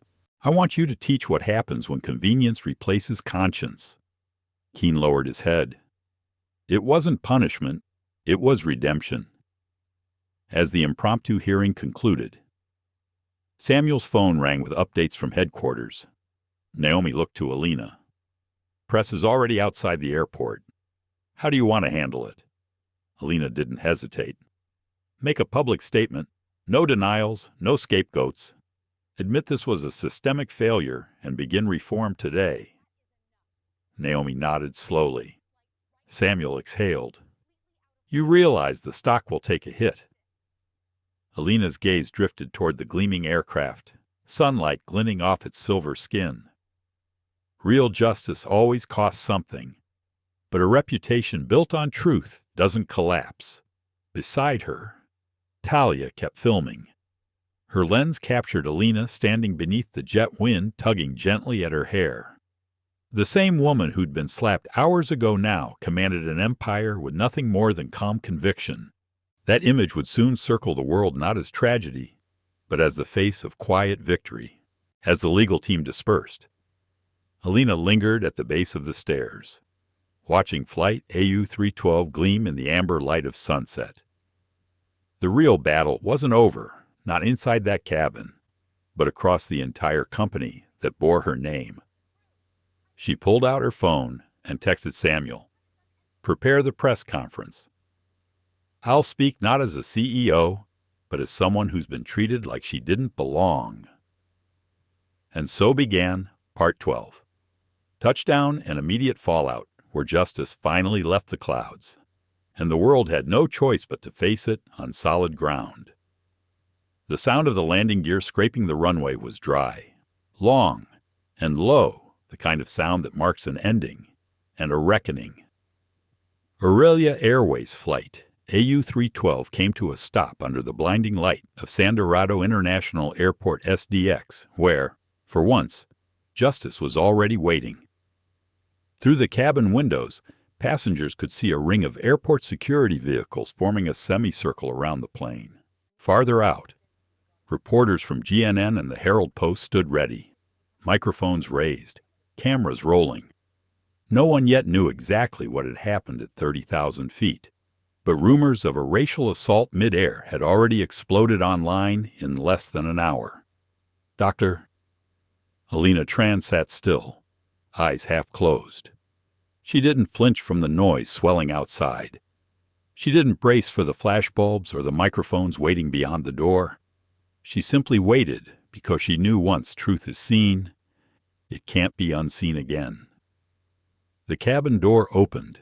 Samuel Price, Vice President of Operations, stepped aboard with the internal investigation team and 2 airport security officers. His face no longer carried the sharp defensive tension of crisis management, only a heavy human stillness, like a man seeing his reflection in the mirror of a broken system. "Miss Dr. Elena Tran," he said quietly, stopping before her. "We'll follow full protocol, but I need you to know, I've never felt this ashamed in my career." Elena nodded once, then let that shame become action. "Samuel, don't waste it on words." The medical team approached first. They photographed the faint red mark still visible on her cheek, took her vitals, noted her blood pressure cold, procedural, but necessary. Evidence, after all, is what keeps justice from being erased. Meanwhile, Caroline Mercer was asked to surrender her ID badge.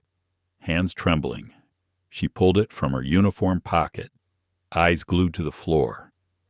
Elena watched her for a moment, not with anger, not with pity, just quiet clarity. "You can leave now, Caroline. But remember, this power doesn't live in a uniform. It lives in how we treat people when no one's watching." Carolyn broke down. Her sobs rose softly against the clicking of cameras outside, a small, fragile sound of someone realizing they hadn't just lost their job, but themselves. Behind them, Victor Stanton jumped to his feet, voice sharp with outrage. "This is insane. I didn't do anything. Why am I being treated like a criminal?" Samuel turned, tone steady but cold. "Because you watched someone get humiliated and chose silence. In our first-class cabin, silence is complicity. You'll receive formal notice of your diamond tier suspension and an invitation to retraining in passenger ethics." Victor flushed deep red, but said nothing. For the first time, he understood privilege isn't stolen, it's revoked when you fail to deserve it. Nearby, Ethan Cole, the junior attendant, stepped forward, his badge in hand. "Miss Dr. Elena Tran," he said softly. "I'm sorry. I saw it happen. I just didn't have the courage to step in." Elena nodded. "Thank you for the truth. Use that mistake to make sure it never happens again. I'm not taking your job. I'm giving you a chance to prove you deserve it." Ethan lowered his head, eyes glassy with tears. Outside, Talia Bennett stood among the press, clutching her phone. The video she'd posted had gone viral in under 40 minutes. The hashtag #YarmJustice in the sky was now trending across every platform. A reporter called out Miss Dorv. "Bennett, why did you post the video?" Talia looked straight into the camera, voice calm but certain. "Because if I stayed quiet, I'd be part of them too." The crowd fell silent for a beat. Even the microphones seemed to hesitate. On the tarmac, Aurelia's internal investigation continued with swift precision. Naomi Green, chief legal officer, directed her team to collect badges, statements, and passenger data. The efficiency was chilling, as if the tarmac itself had become a courtroom suspended between sky and earth. Samuel turned toward the press cordon, raising a hand. "Please keep your distance. No one here is a hero or a victim. We're just people trying to relearn how to be human." In the corner, Caroline sat alone, her hair falling into her face, tears streaking through what was left of her makeup. She had once seen herself as the image of professionalism, guardian of first-class order. Now, under the strobe of cameras, she saw what she really was, a symbol of a system that had confused privilege for decency. Elena saw her and said nothing, because sometimes silence is stronger than judgment. When the procedures ended, Elena descended the stairway to the tarmac. Reporters surged forward, lights flashing in her eyes. One shouted above the noise, "Miss Doctor, Elena Tran, are you planning to press charges against Caroline Mercer?" Elena stopped, turned toward the lenses, and spoke evenly. "No, I'm not pressing charges. I just want this company to see the cracks in itself and decide whether it has the courage to repair them." That line hit every live feed. Within minutes, headlines blazed across news networks. Woman slapped midair, refuses revenge, demands justice for the system. Samuel approached, offering her a tissue. "You know," he murmured, "what you're doing right now? No one could ever be trained for this." Elena smiled faintly. "Justice isn't about retaliation, Samuel. It's about making sure no one can look away once they've seen the truth." As night settled over San Dorado, the AU-312 was towed into the hangar. Under the floodlights, its metallic skin gleamed a scar catching the glow after surgery. In the back of a security car, Elena sat beside Samuel, watching the line of reporters fade through the glass. "Tomorrow," she whispered, "they'll talk about me. But I hope someday they'll talk about what changed." And that marked the beginning of where Elena would face the full weight of shareholders, the media, and the world itself. To defend one principle she would never surrender. Justice isn't found in punishment. It's proven when a system dares to correct itself. That night, Aurelia Airways burned bright against the darkness. Its glass headquarters in San Dorado shimmered like a beacon in the night, every floor alive with movement, lights, and voices trying to make sense of what had just shaken the sky. The AU-312 incident had dominated every national headline. The video posted by Talia Bennett showing flight attendant Caroline Mercer slapping Dr. Elena Tran, the company's own CEO, had exploded across the internet, pulling in millions of views within hours. Public outrage was immediate. Some demanded boycotts. Others wanted heads to roll. But amid the storm, Elena remained calm, not the calm of someone unbothered, but the calm of someone who knew real change doesn't come from emotion. It comes from systemic action. At 8:00 Mem. Elena entered the 41st floor boardroom. The executive team and board of directors were already seated, the air thick with tension.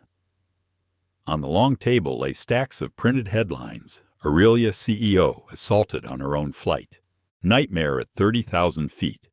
Exposes corporate culture. Crack. Samuel Price. Pale and sleepless.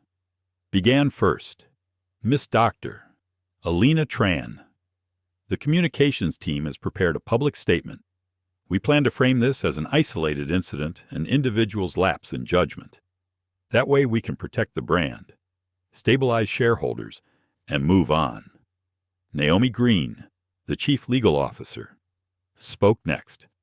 Carefully, we'll terminate Caroline Mercer immediately. Legally, we can define it as a singular act, not a reflection of company policy. It's the safest move to calm the markets. The room fell still. Elena stood by the window, the San Dorado skyline gleaming beyond her reflection. The faint mark from yesterday's slap was still visible on her cheek, quiet proof of what words couldn't erase. She turned around, her voice low but steady. "No, we're not blaming a bad apple. Because when a bad apple survives too long in the basket, the problem isn't the apple, it's the basket." The room froze. A few executives exchanged uncertain glances. Samuel frowned. "Are you sure, Elena? The media is waiting for a statement. Stocks will take a serious hit." Elena nodded. "I'm sure. And if they fall, let them fall for the right reason. The market can recover. Trust cannot." Her words sliced through the air like glass. Silence deepened. Even Naomi, the ever-pragmatic lawyer, set down her pen and looked at Elena, not with resistance, but respect. Then Elena spoke again, her tone calm, almost solemn, like she was delivering a vow. What happened on AU 312 wasn't about one woman losing control. It was about how we hire without checking bias, how we train without teaching respect, how we reward silence when people witness injustice. She paused, letting each word sink in. If we fire Caroline and stop there, tomorrow there will be another Caroline. But if we change the system, no one will ever dare to raise a hand against a passenger, no matter how they look. Sunlight poured through the window, washing the table in gold. Below, rows of Aurelia aircraft gleamed on the tarmac like silent metal birds. Elena gazed out at them and whispered, "Justice isn't about finding who's wrong. It's about asking why we allowed wrong to last this long." Samuel took a slow breath. His voice softened, almost a confession. "You're right. I used to think diversity training was corporate theater. I never realized how vital it was.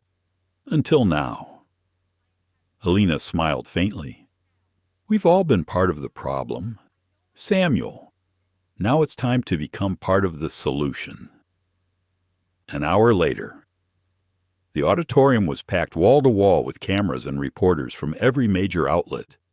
The glare of lights bounced off polished floors. Microphones crowded the podium. When Elena walked up, the crowd fell silent. The woman they saw now wasn't a victim. She was calm, composed, her gaze clear, and she hadn't covered the faint red mark on her cheek. "Truth doesn't need concealer. I'm Dr.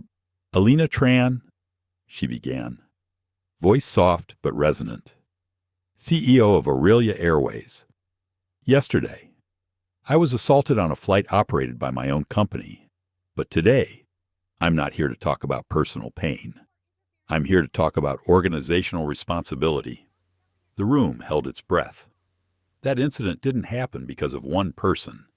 It happened because of a culture that told us things were fine. A system that let quiet prejudice become normal and silence become policy. I will not fire Caroline Mercer to appease public outrage. I will suspend and rebuild every internal process, hiring, training, performance review, and employee feedback from the ground up. We will launch an independent oversight board to monitor discrimination complaints from both passengers and staff free from retaliation. And if our stock drops for that, so be it. Because human dignity is not a tradable asset. When she finished, the room stayed quiet. For a long moment, the kind of silence that means impact. Then came applause, hesitant at first, then growing louder. Not polite, but real. A GNN reporter raised a hand. "Miss Dr. Elena Tran, aren't you afraid that admitting systemic fault could damage Aurelia's reputation?" Elena met his gaze. Reputation doesn't come from hiding mistakes. It comes from how you face them. The conference ended. Naomi approached, voice low. "You just made the entire aviation industry look in the mirror." Elena exhaled, a weary smile crossing her face. "I just hope they look not just to fix, but to understand. Every ticket we sell isn't just a price tag. It's a promise of respect." As the lights dimmed and the cameras shut down, Elena sat alone in her office, staring at the stock ticker on the glass wall. As expected, the numbers were plunging, a streak of red cascading downward. But she didn't panic. She smiled faintly, because sometimes, to save a rotting tree, you have to let the dead branches fall. She typed a message to Samuel. "Prepare the congressional hearing. This isn't just Aurelia's story anymore. It's the industry's." And so, the story moved into where the outrage spilled beyond one company, across an entire society, forcing everyone to ask the question that still hung in the air. Is respect a luxury in the modern world, or the bare minimum we've forgotten to protect? 3 days after the press conference, America still hadn't stopped talking about Dr. Elena Tran.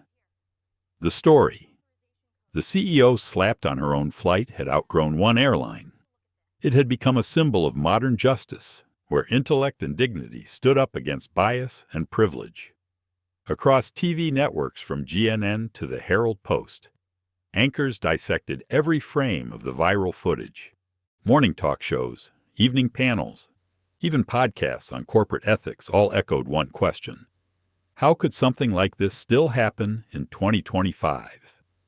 A week later, Elena appeared on Heartline Tonight, the country's most watched primetime show, hosted by the famously sharp-tongued Evelyn Hart. The studio was silent as the lights dimmed and the cameras rolled.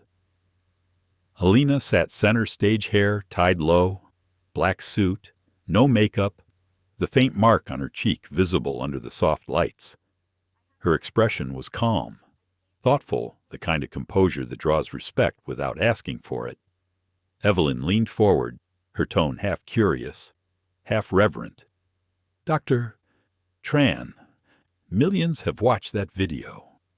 Everyone keeps asking the same thing. Why didn't you reveal who you were? You could have stopped it all in seconds."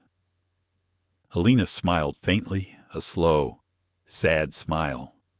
"Because the moment I said I was the CEO, everyone's behavior would have changed. And I'd never know the truth, how a passenger of color, without power or title, would really be treated in first class." She paused, her voice deepening. "I needed to feel what so many others have felt, that powerless moment when your dignity is stolen. Because only when you've lost it yourself can you truly understand its cost." The studio fell silent. A few audience members bowed their heads.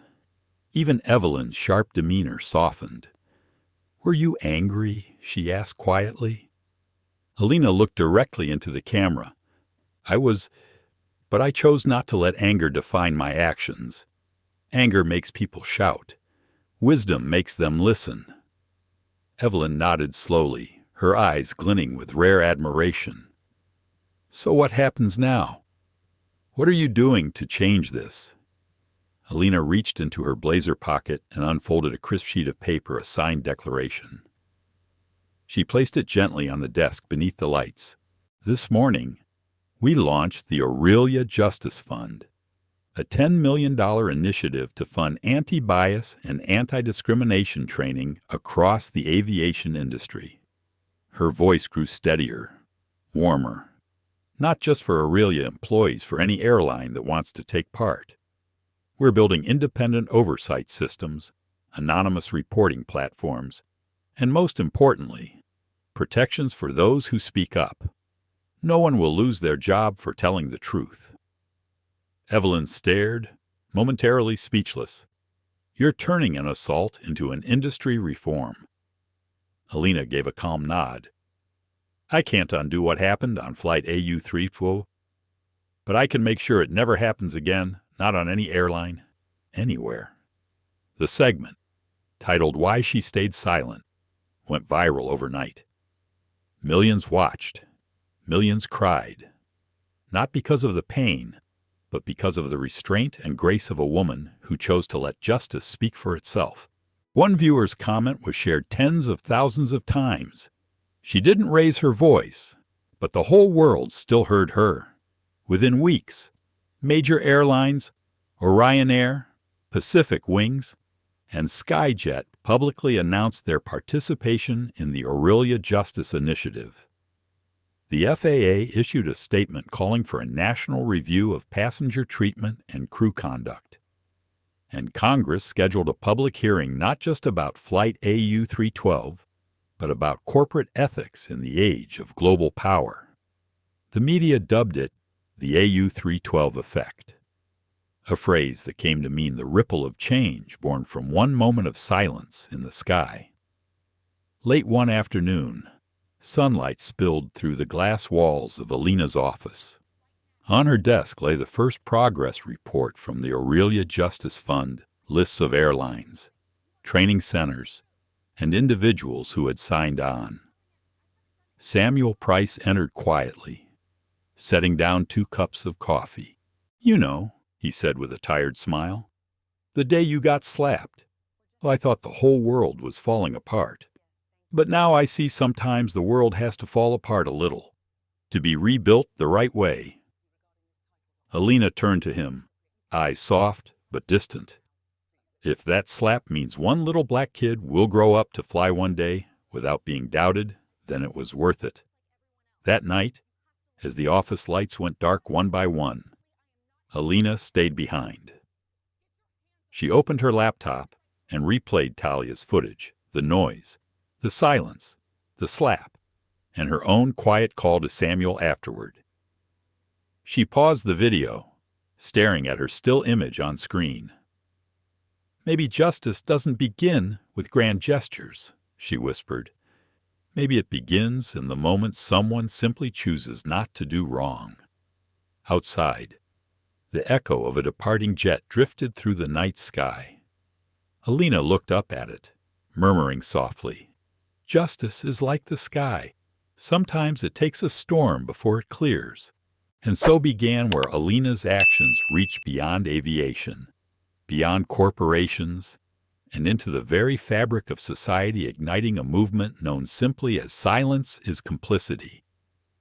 1 month after the Heartline Tonight interview, America was in the middle of a new kind of epidemic, not of disease, but of awakening.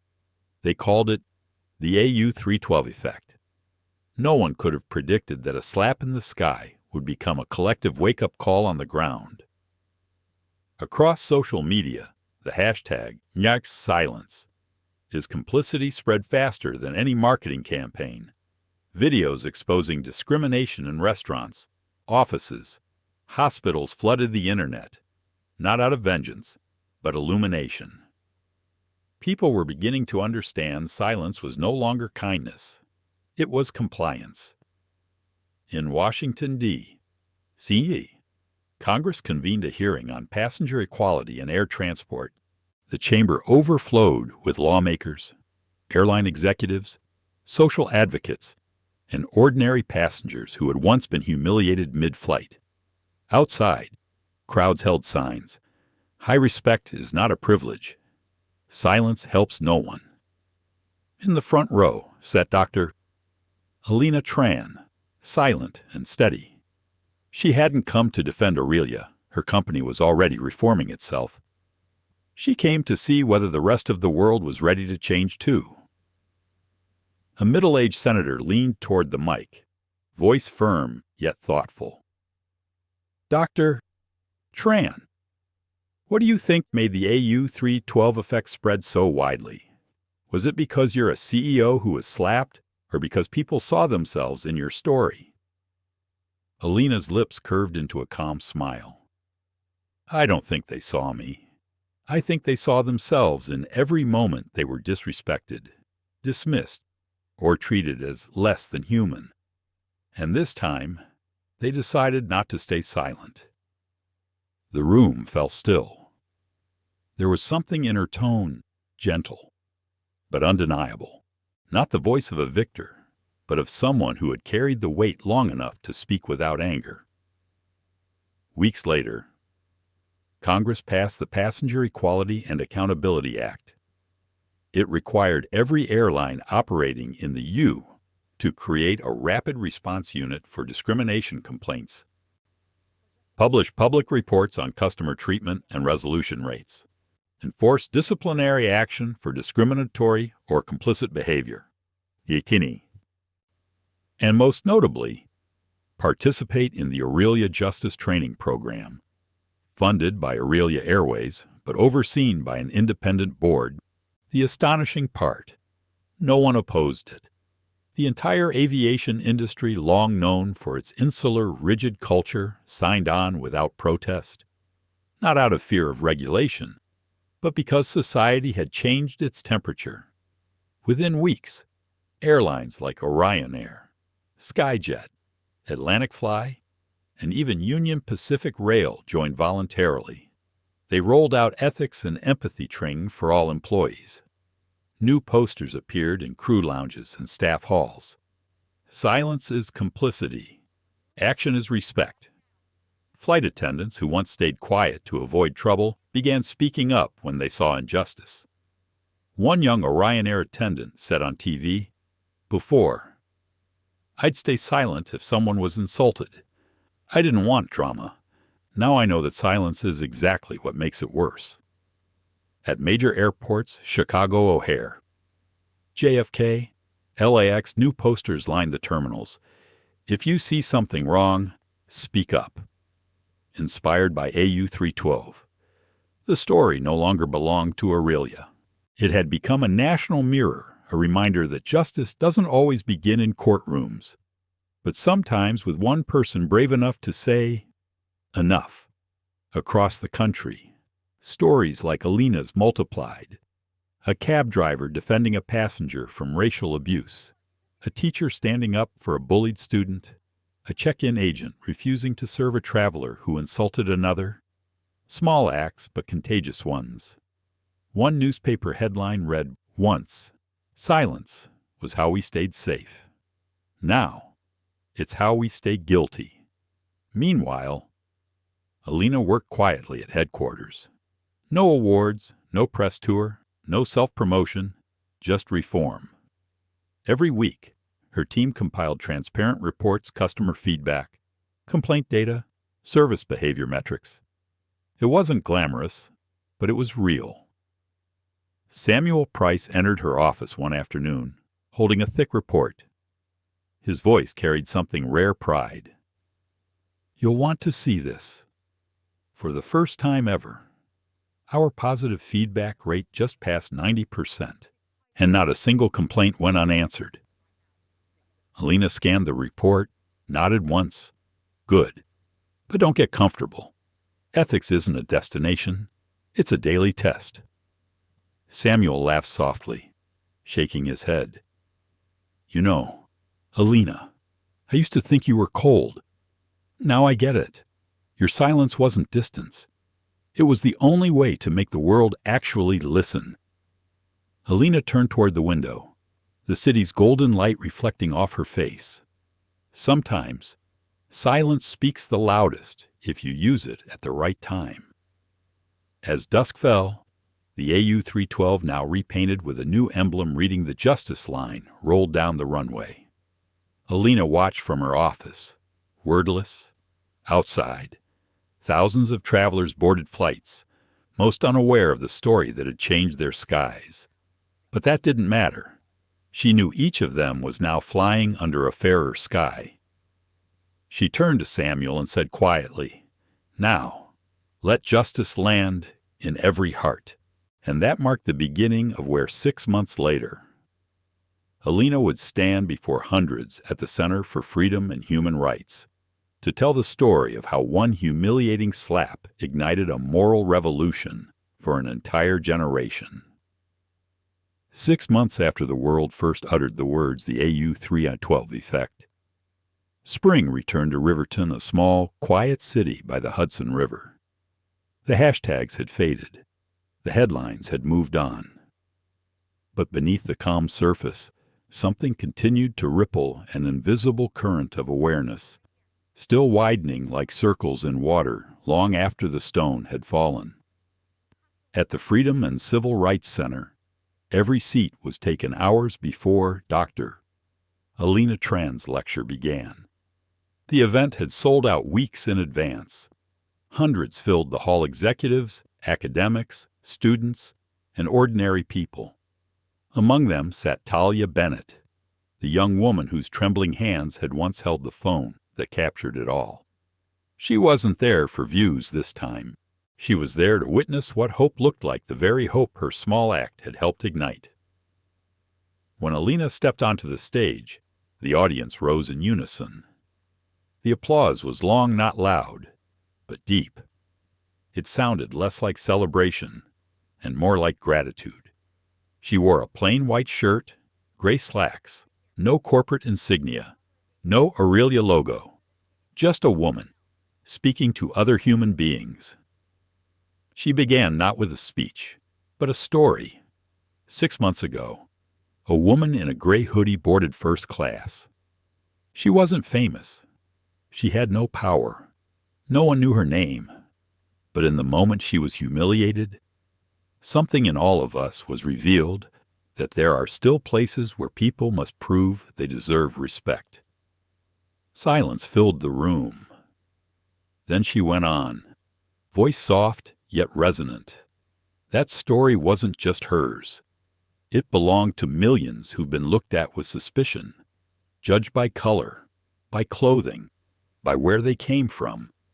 But in that moment of being dismissed, a light began to break through. Behind her, the screen glowed with white letters. Silence is complicity. Action is respect. Her silhouette beneath those words mirrored the image the world remembered the woman standing in first class, calm amid chaos, but this time, speaking. She spoke of what came after the reforms, the fund, the thousands trained under Aurelia's Justice Initiative. No slogans, no self-congratulation, just stories of small human change. I met a security officer in San Dorado. She said, he told me. I used to think discrimination was just something I read about, until I realized I'd once stayed silent when it happened right in front of me. 4 years later, he apologized to that person, and for the first time, he said, he felt free. A muffled sob rose from somewhere in the audience. Elena smiled gently. That's what I came to say tonight. Change doesn't start with a title or a speech. It starts when an ordinary person dares to speak up. In the third row, Talia lowered her eyes, tears slipping onto her palms. She remembered that moment on the plane, not bravery, just refusal. Refusal to look away. And now, that single instinct had become a spark in a movement that reshaped a nation. I didn't speak out to be brave, she whispered to herself. I just couldn't stay silent. Elena paused, then added quietly, someone once asked why I didn't reveal who I was that day. I told them if I had said I was the CEO, they would have treated me differently. But that's not the kind of respect I wanted. I didn't want the respect that comes from power. I wanted the respect that comes from our shared humanity. The audience held their breath. A few clasped hands. Others bowed their heads. The woman in the hoodie could have owned the plane. It wouldn't have mattered. Because no matter who she was, she deserved respect. Respect isn't a privilege. It's the simplest form of justice we owe each other.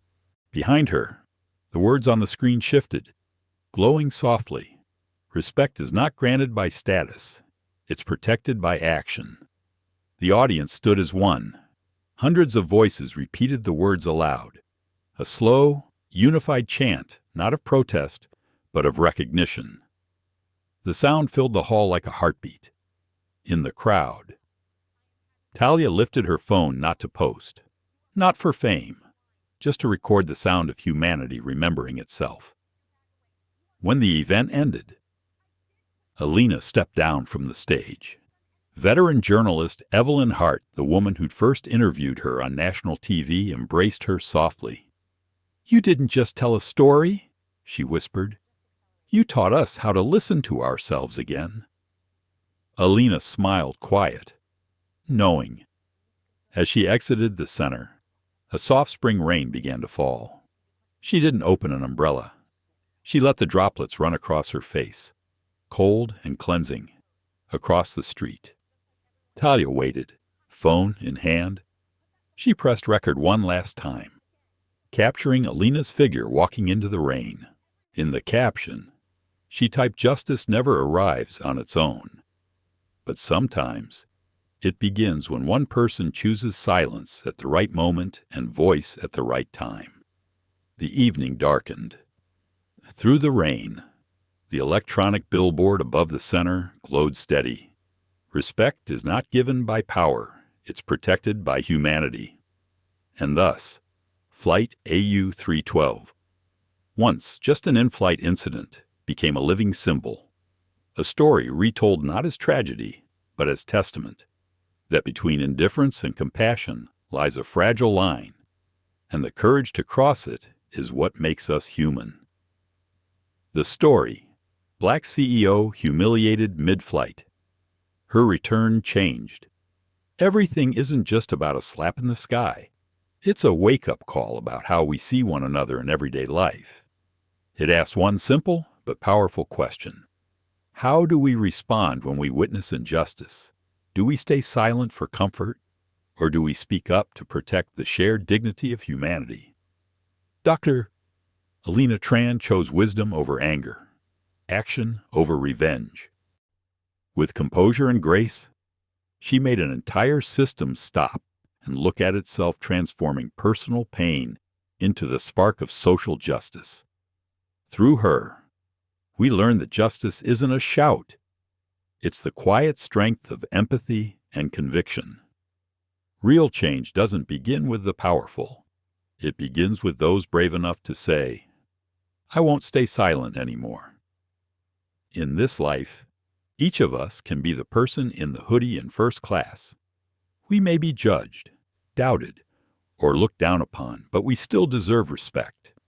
And sometimes, one small act, speaking up, standing beside someone, or simply refusing to look away, can make the world just a little bit better. Thank you for being part of this story. If you believe that respect is the foundation of human dignity, like, share, and subscribe so together we can spread stories that move hearts, because that's where justice truly begins.